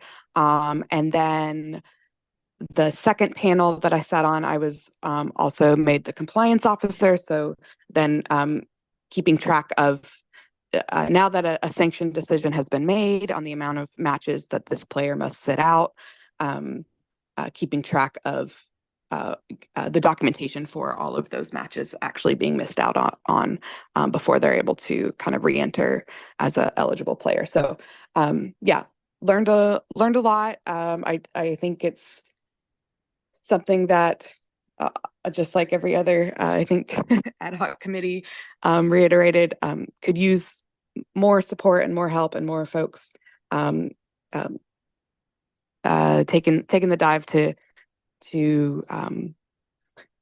educate themselves and be a part of the process. Bella, I don't know if you have anything else to add from that. Yeah, absolutely. So ultimately, like we've discussed, the goal is to move discipline away from the referee societies and actually to completely move discipline away from the union exco as well. It is technically a conflict of interest to have your discipline handled by your exco because they can appeal the decision as a union. So future planning would be to add a committee to the four that are currently in progress that is specifically for discipline, and to have members of that committee be certified judicial officers, which is what you get when you've gone to one of these trainings and then actually completed the post-training requirements, which I think Darcy and I are both in the process of completing. So that is where we'd like to head in the future. And I think the more people that we have trained, the better to pull from, because there are going to be some discipline cases where, someone might have to recuse themselves. There's a conflict of interest. It's their club or their men's club, whatever. So they gave us a lot of great information in that training about how to kind of move forward with getting those things in progress. So it was really beneficial. I would recommend anyone else that's interested in discipline definitely sign up for those trainings when they're offered in the future. Great. So if you have any question on the opportunities in discipline, we'll continue to send those out when they are offered so that we can train more people within our union for this particular area of rugby. It certainly is an area that we hope that they are most bored and never have to be doing anything. If everybody behaves themselves and doesn't literally show their ass, then we don't have to do much with that. Yeah, I know, right? Got that. I meant that one. Great. So are there any questions about the discipline function and where that is headed? Okay, great. Next slide, please, Bella. All right, so some stuff that we've already gone over. There were no new club applications to consider at this meeting. All of the ones which were in probationary status have already become full member clubs. We mentioned Jackson, Mississippi and Wiregrass coming up. Also want to kind of make a distinction about our membership. With more groups kind of coming in, that there's some gray areas now, I guess you would say. And the first is that there are some clubs that do not vote in our union. So we are a corporation. And as a corporation, we have what's called members, capital M, of the corporation. And those are the clubs which are full member clubs. That's who gets to vote on our officers or on any other issue that we put forward in these meetings. And so there are clubs, though, who register under True South, but which are not members. They do pay fees, but don't get a vote. And so right now that includes Crescent City Rougarou, the USA Rugby South program, the Tennessee Elite program, and the Gypsy Rugby touring side. Then secondly, there are clubs from other unions. Our friends from Old White are here today. Thank you for coming.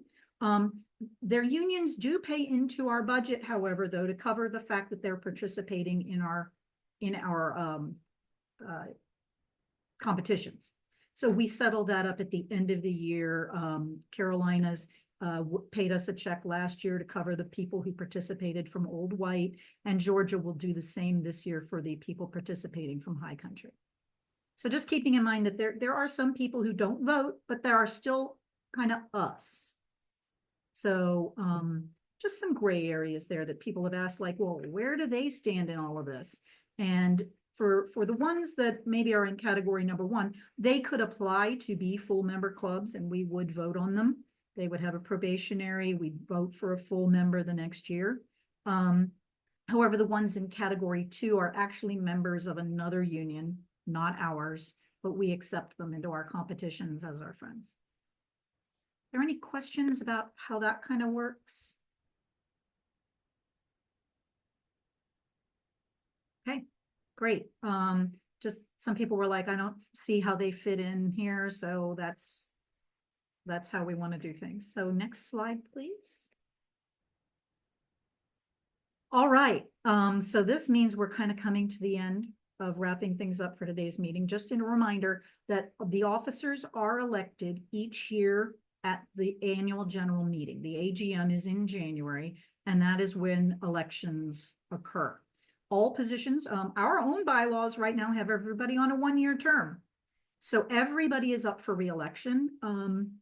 While, those of us who are doing the good work, most of us usually will continue. Sometimes some of us need a break.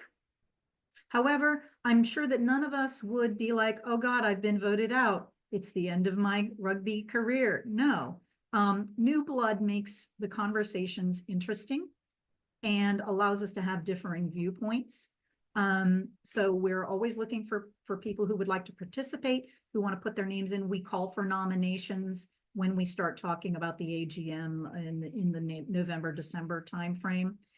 People can be nominated from the floor, and we do have an actual election in January. So right now we have a couple folks from Alabama, one from Louisiana, but a lot of us here in Tennessee. We'd love to see, yeah, horribly sad if anyone wants to run against us, horribly sad. We would love, to see more people. And in addition, sometimes these names that come up, while maybe they might not be elected to the position by the membership, we've got places for people who would like to help us out. So we appreciate that. All right, next slide. Okay, so a little bit of talk here. I always like to talk at each meeting a little bit about risk management. So unfortunately, I'm going back to a slide that we have had about athletic trainers in the past. So athletic trainers can be hired affordably. We have seen too many people that are injured and there's nobody there really to help them in a professional way. Player health and safety is so important. Talk with your local high schools to see where are they getting athletic trainers. Have backup sources. So, your daily source cancels. Yeah, maybe you might have to pay somebody $100 more for the backup source because it's last minute, but you're not uncovered. Again, we talked about getting AEDs for your team. Kristen Wilkes from Birmingham, her offer is still valid if you need help in figuring out how to get one, how to use it. She would love for all of our clubs to have people trained, have one and be trained. Additionally, USA Rugby events and sanctioning. We're really trying to help more clubs get their events sanctioned by USA Rugby. Yes, it has always been painful, but we're trying to learn more about how to do it in a less painful manner. I'm currently working with the RX event feature to see how can we maybe use it for our sevens clubs to register, and it allows for ad hoc teams. So if you want the Mississippi State alumni to enter into your tournament, you can make a team called Mississippi State Alumni on the fly. People can register to that team from all different clubs all over the country, and then they can enter that event. So it's got a lot of really great features. We're still learning how to set things up properly, but we think that can help to activate the USA Rugby sanctioning process better, so that we're covered. In this thing, think about what is your club's emergency plan. You should always know, where is the nearest hospital? If something happens, who is immediately in charge of calling 911? What are you going to do when something presents yourself? And then lastly, while the USA Rugby sanctioning process can be onerous, so sometimes we don't end up having that particular insurance to cover us. There is single-use event insurance. It is affordable and can help mitigate the impact for clubs and its leaders. So you don't get any insurance for your event. Somebody gets hurt. Who do you think they come at? And they are being the attorneys. We love the attorneys in our group. Thank you, Cleve.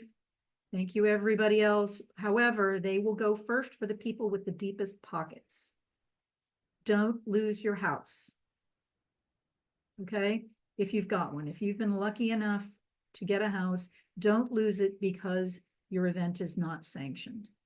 Don't lose it because your coach isn't registered as a coach. Don't lose it because you've chosen to use a referee who is not a registered certified referee. Protect yourself. Yes, Andrew, you have a question. Hey, this is Megan Talbot. I'm using my husband's computer. I'm the president for Clarksville Headhunters. I'm also the medic, the team medic. So, is there a process prior to each match that we were supposed to go through to essentially identify who the medical on staff is? Because I've gone to a few matches of ours where the other team didn't have a trainer, the trainer didn't show up, there's no medical, and essentially in those situations, I need to know if I'm running onto the pitch for my team or for both teams. Well, that's a really good question. That certainly is something we could put in the game day procedures. Do we have a section in there, G, already? I think you've looked at it most recently. I'm opening it up now. Okay. While we're looking at that, Megan, that would be the only quote unquote process that we would have, is that particular document. But that's a really good thing. I think Steve and Alex sound like one of them would like to maybe address that question.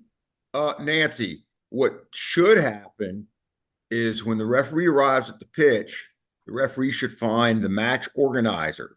Every event, most of the times it's the people on this call, but you find the match organizer. And the first question you ask the match organizer, what is your emergency plan? If there's a catastrophic emergency, what's your emergency? The next question is, do you have trainers available? And if they do have trainers, then the question is after that, will your trainer see the other team? And so ideally, the check on this is the referee should have that discussion upon arrival. Is that happening? Probably not in many cases. If I show up, to referee your game, we're going to have that discussion immediately. And to answer the question about the other team or whatever, if they have it on trainer, go to the visiting team. Do you have a trainer? Will you be willing to service both teams? That's just referee using their available resources and safety. And Alex, you can jump in if I missed something on that. What he said. Okay.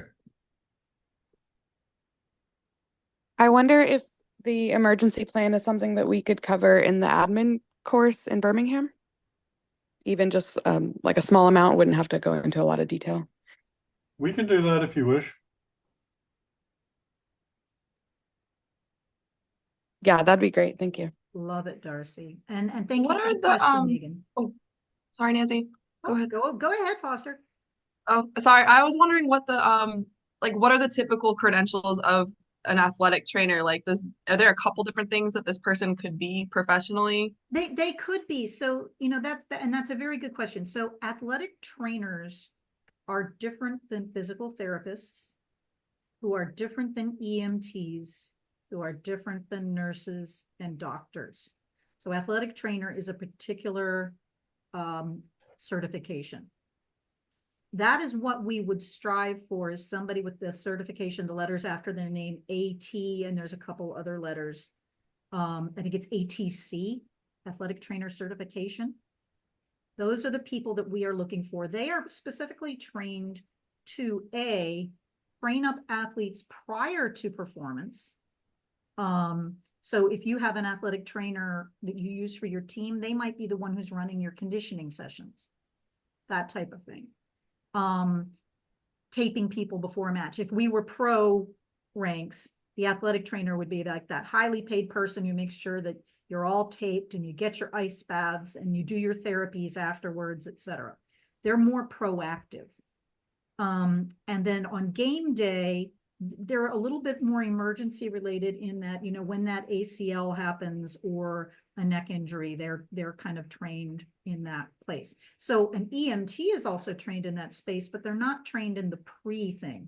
An EMT isn't necessarily trained to tape an ankle or fix. Oh, I see Kaylin's hand up because I know that she can answer a lot of this. So I know in Kaylin, you went on mute. KK? Hey, I know in Birmingham we have UAB, which is our local university, and they actually help sponsor us because we send a lot of patients to them, whether it be to the clinics or physical therapy or to the MDs that are local. So I would suggest if you're in an area that has like a program like, like the universities that are especially like the teaching hospitals, or, like if you have a local orthopedic fellow or whoever, like a lot of times we will get ATs that are in training, and then there will be one head AT with them. So it's actually a good opportunity to kind of develop a relationship with like your, local college or university, or, even like the orthopedic surgeons, because they like, a specific person typically, and then they want people to get trained as well. So it's like if you can find a relationship or find somebody local, then that's also a way to also get help, because we get in Birmingham, we have a sponsorship that covers the men, women's, anybody that follows under the umbrella of Birmingham Rugby. So we don't have to pay them. It's considered a sponsorship that's through the university. So that's always something to look for.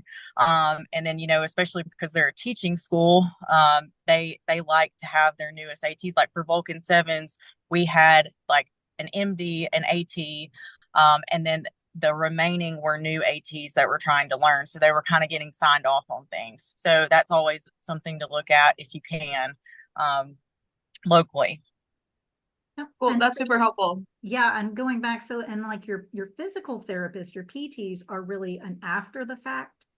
So someone has been injured and they help them. So each of these different certifications, while you like in a pinch, yeah, put an EMT or a nurse who is willing to do it, because some nurses are like, it kind of doesn't jibe with their own liability for their career.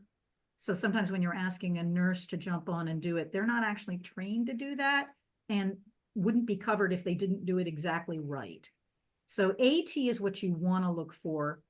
In a pinch, EMT, PT, nurse, but AT is really the term you want. Alex, you had your hand up. In principle, you can't have too many medically qualified people. In other words, invite more than you need with the expectation that some may not come.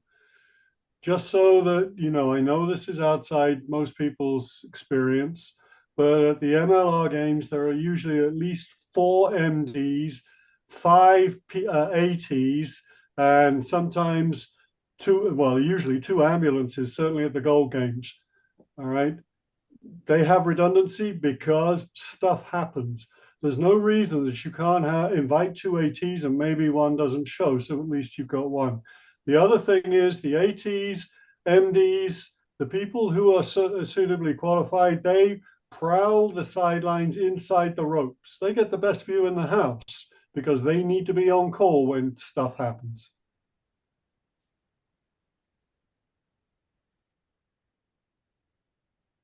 Okay, great. Thank you, everybody, for the input on that topic.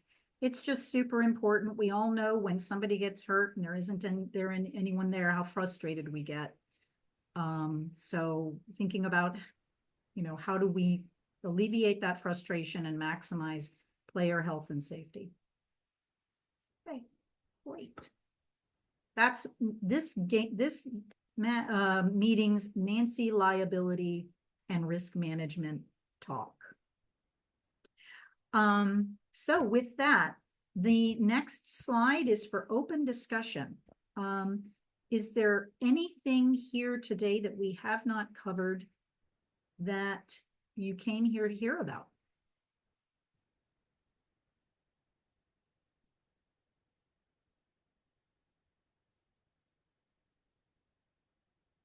Okay, great. Then we've done our job. A few housekeeping things here at the end, one of which, if you'll go to the next slide, is that we do have a True South LinkedIn. It's not very active. We'd love to see more people. We have seen a 39% increase in people who are following it in the last year.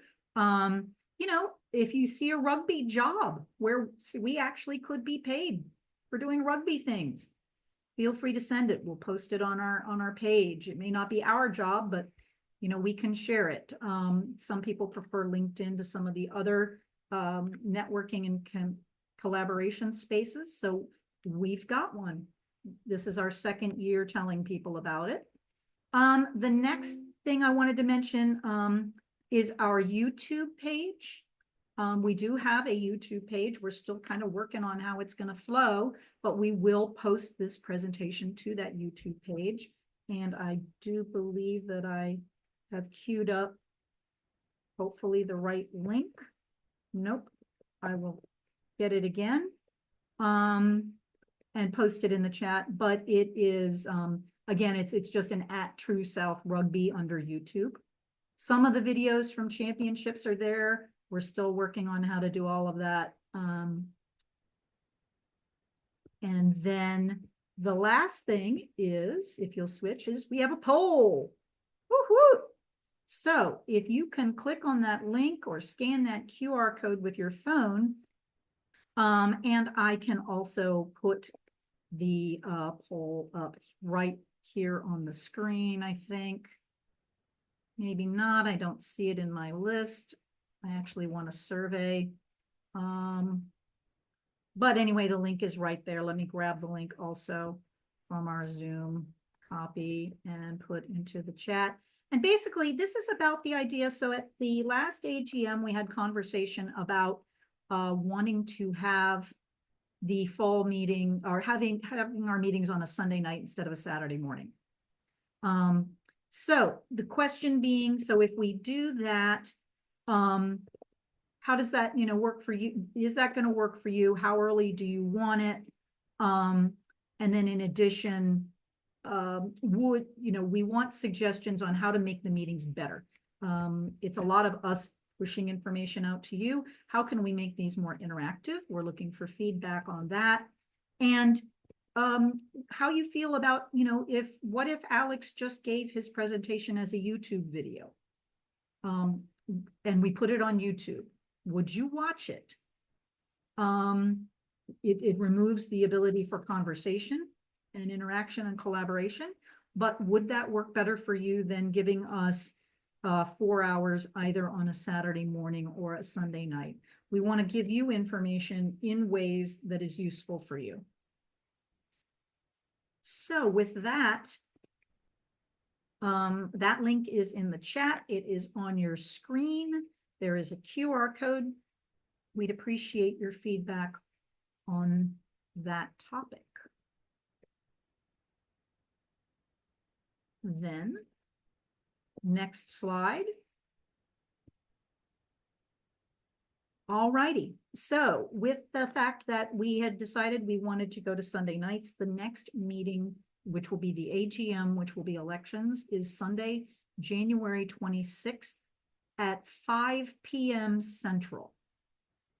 So that'll take us from 5 to 9 Central, from 6 to 10 for our friends in the Eastern time zone. Want to put that date on the calendar. We're going to try a Sunday night, see how it goes. Are there any other questions or topics to cover before we ask for a motion to adjourn?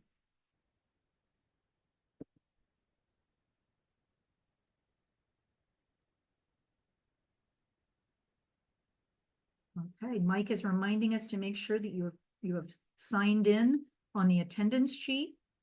The link he has just put into the chat. We use that. Now listen, folks who attend, let me just tell you, y'all seem to have a better handle on what's going on in the union.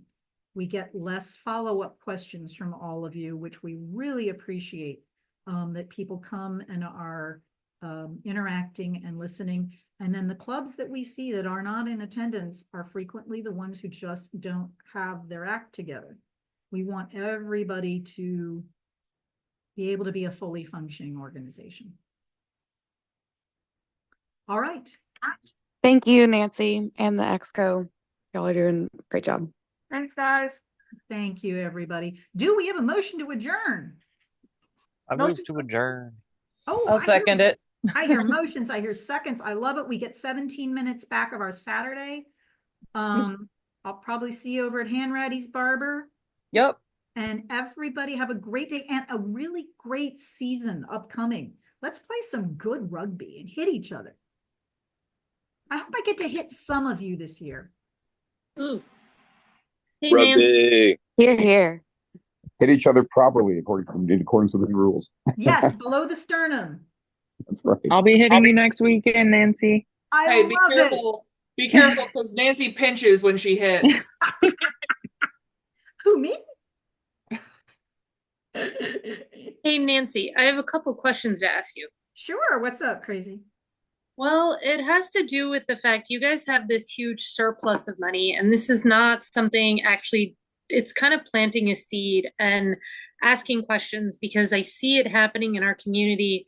And I think 60 Minutes just did a thing on it where we have a lot of out of state, specifically Atlanta, companies coming in and buying the land for soccer, which we then rent from them and we can't get access to them. They have bought up all the green space available that the town is selling. So the public accesses are now gone and it all belongs to private entities.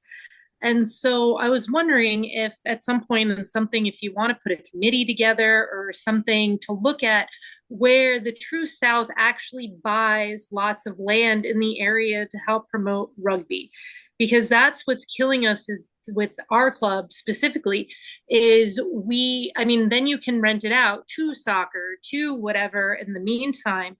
I know that's a big thing for True South to possibly get into. I mean, there's a lot of money, logistics, and everything else like that. But it's just kind of one of those things where it's a money making opportunity that I don't know if you guys have looked at or considered, but I'm watching it happen here and it is bad for rugby. Yeah, and you know, that's like what you hear about real estate all over the country is organizations from outside snapping up real estate, which is driving up rental costs and making it harder for, you know, local residents to even own a home in their own city. Right. The first thing I would say is we don't have that much money that we probably No, buy it's an not acre. for land grabs. Right. Yeah, I mean, we've got 50 grand in our reserve account. So it would be more a case of if somebody were, I don't know, trying to buy some and they were short a little bit, we might be able to provide like a loan or a grant or something. But I don't think we're in the position of being able to actually buy any property in the name of True South. I don't know. What do some other thoughts from other people?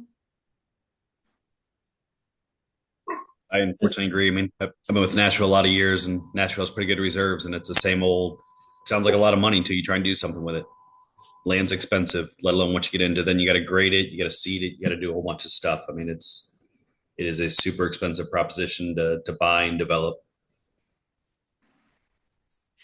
Oh, I have no doubt about that. It's just one of those I was curious about if you guys have thought about that, because then if you're renting it out to soccer or other youth sports and we take, you know, ownership of it, it would, you know, you guys would be the ones making the money. That's why I'm asking, because we have a field here that they used when they expanded the roadways and it needs to pass EPA and all that other fun stuff. But there's this lot of land, and I'm like, oh man, if we could develop it because we need to put the money into it.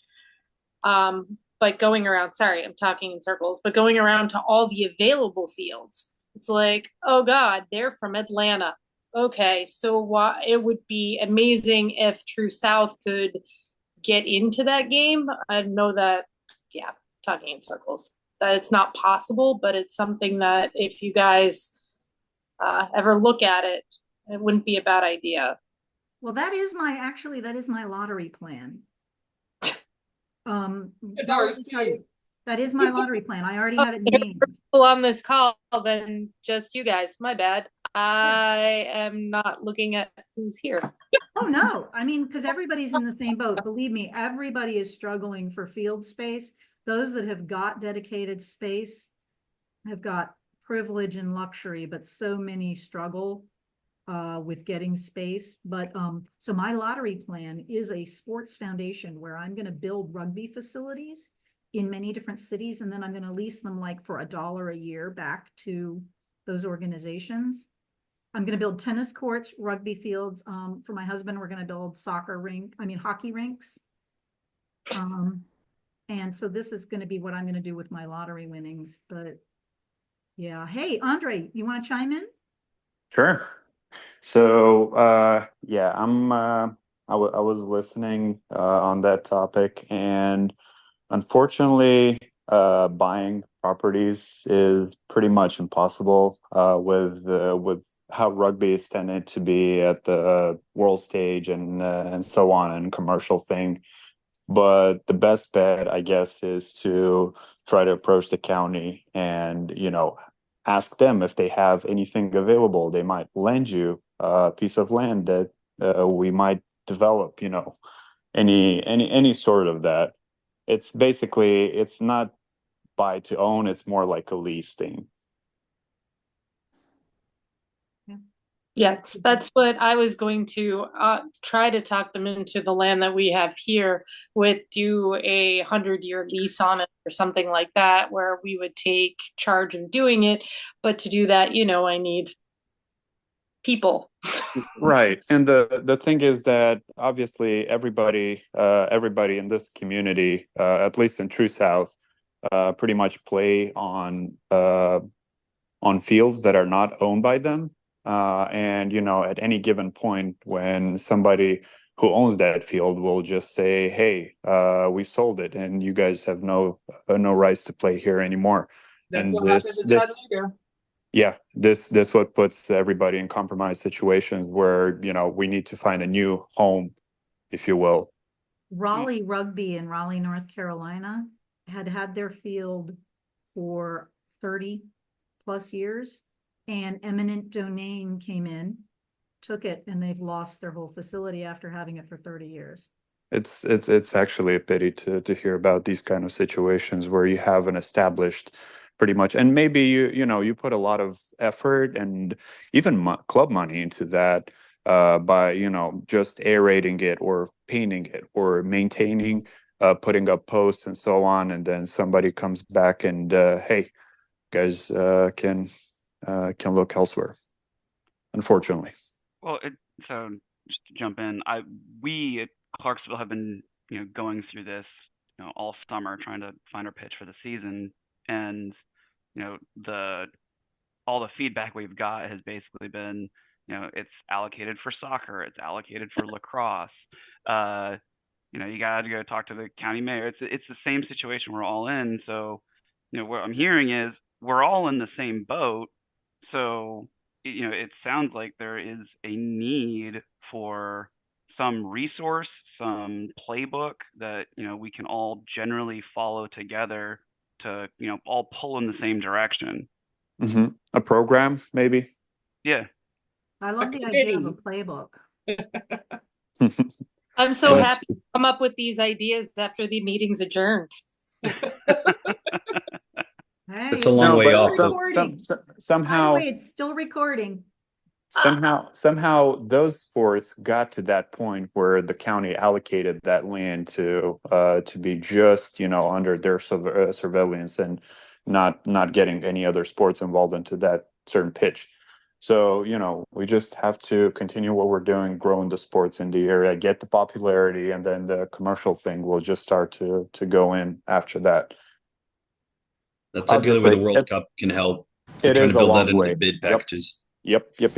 It is a long way. Unfortunately, we're in don't want to say in a little less developed rugby area, but given the fact that it's not very popular here in True South, and obviously we're trying to promote as much as we can. There's a threshold, unfortunately, as of for now. Yeah, I mean, that certainly would be something that would be great. I think the idea of coming up with a playbook, though, with ideas of how people have overcome or methods of securing field space is something that we certainly can look at trying to create. And it doesn't provide a solution, but at least would provide some ideas. We'll be more than happy to share our story. Okay, great. Thank you very much. I'm going to write that down as a future project. Sorry. No, and it's a great topic, after, numbers and focusing on more short-term goals is obviously to focus on this, and it's a long-term goal obviously for future generations to come. Well, if you think about it, so the things that, you know, Mike and those of us on the board and on the boards of your own clubs, the things that we think about, you know, are resources. So the first resource that True South is really mostly concerned about is the referee shortage. We're really doing all we can to make sure that there are enough referees. So that's number one. Number two, shortage of players. So, you know, looking at ways that we can't go to your city and recruit for you, but what can we do to make recruiting easier for you?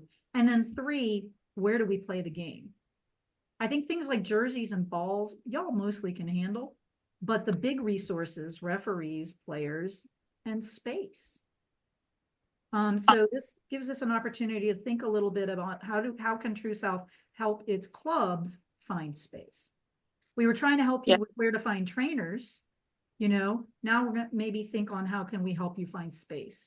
Is there any kind of bargaining power that's available by True South reaching out on behalf of, you know, it would an outside organization hold more weight than somebody operating locally? I don't know.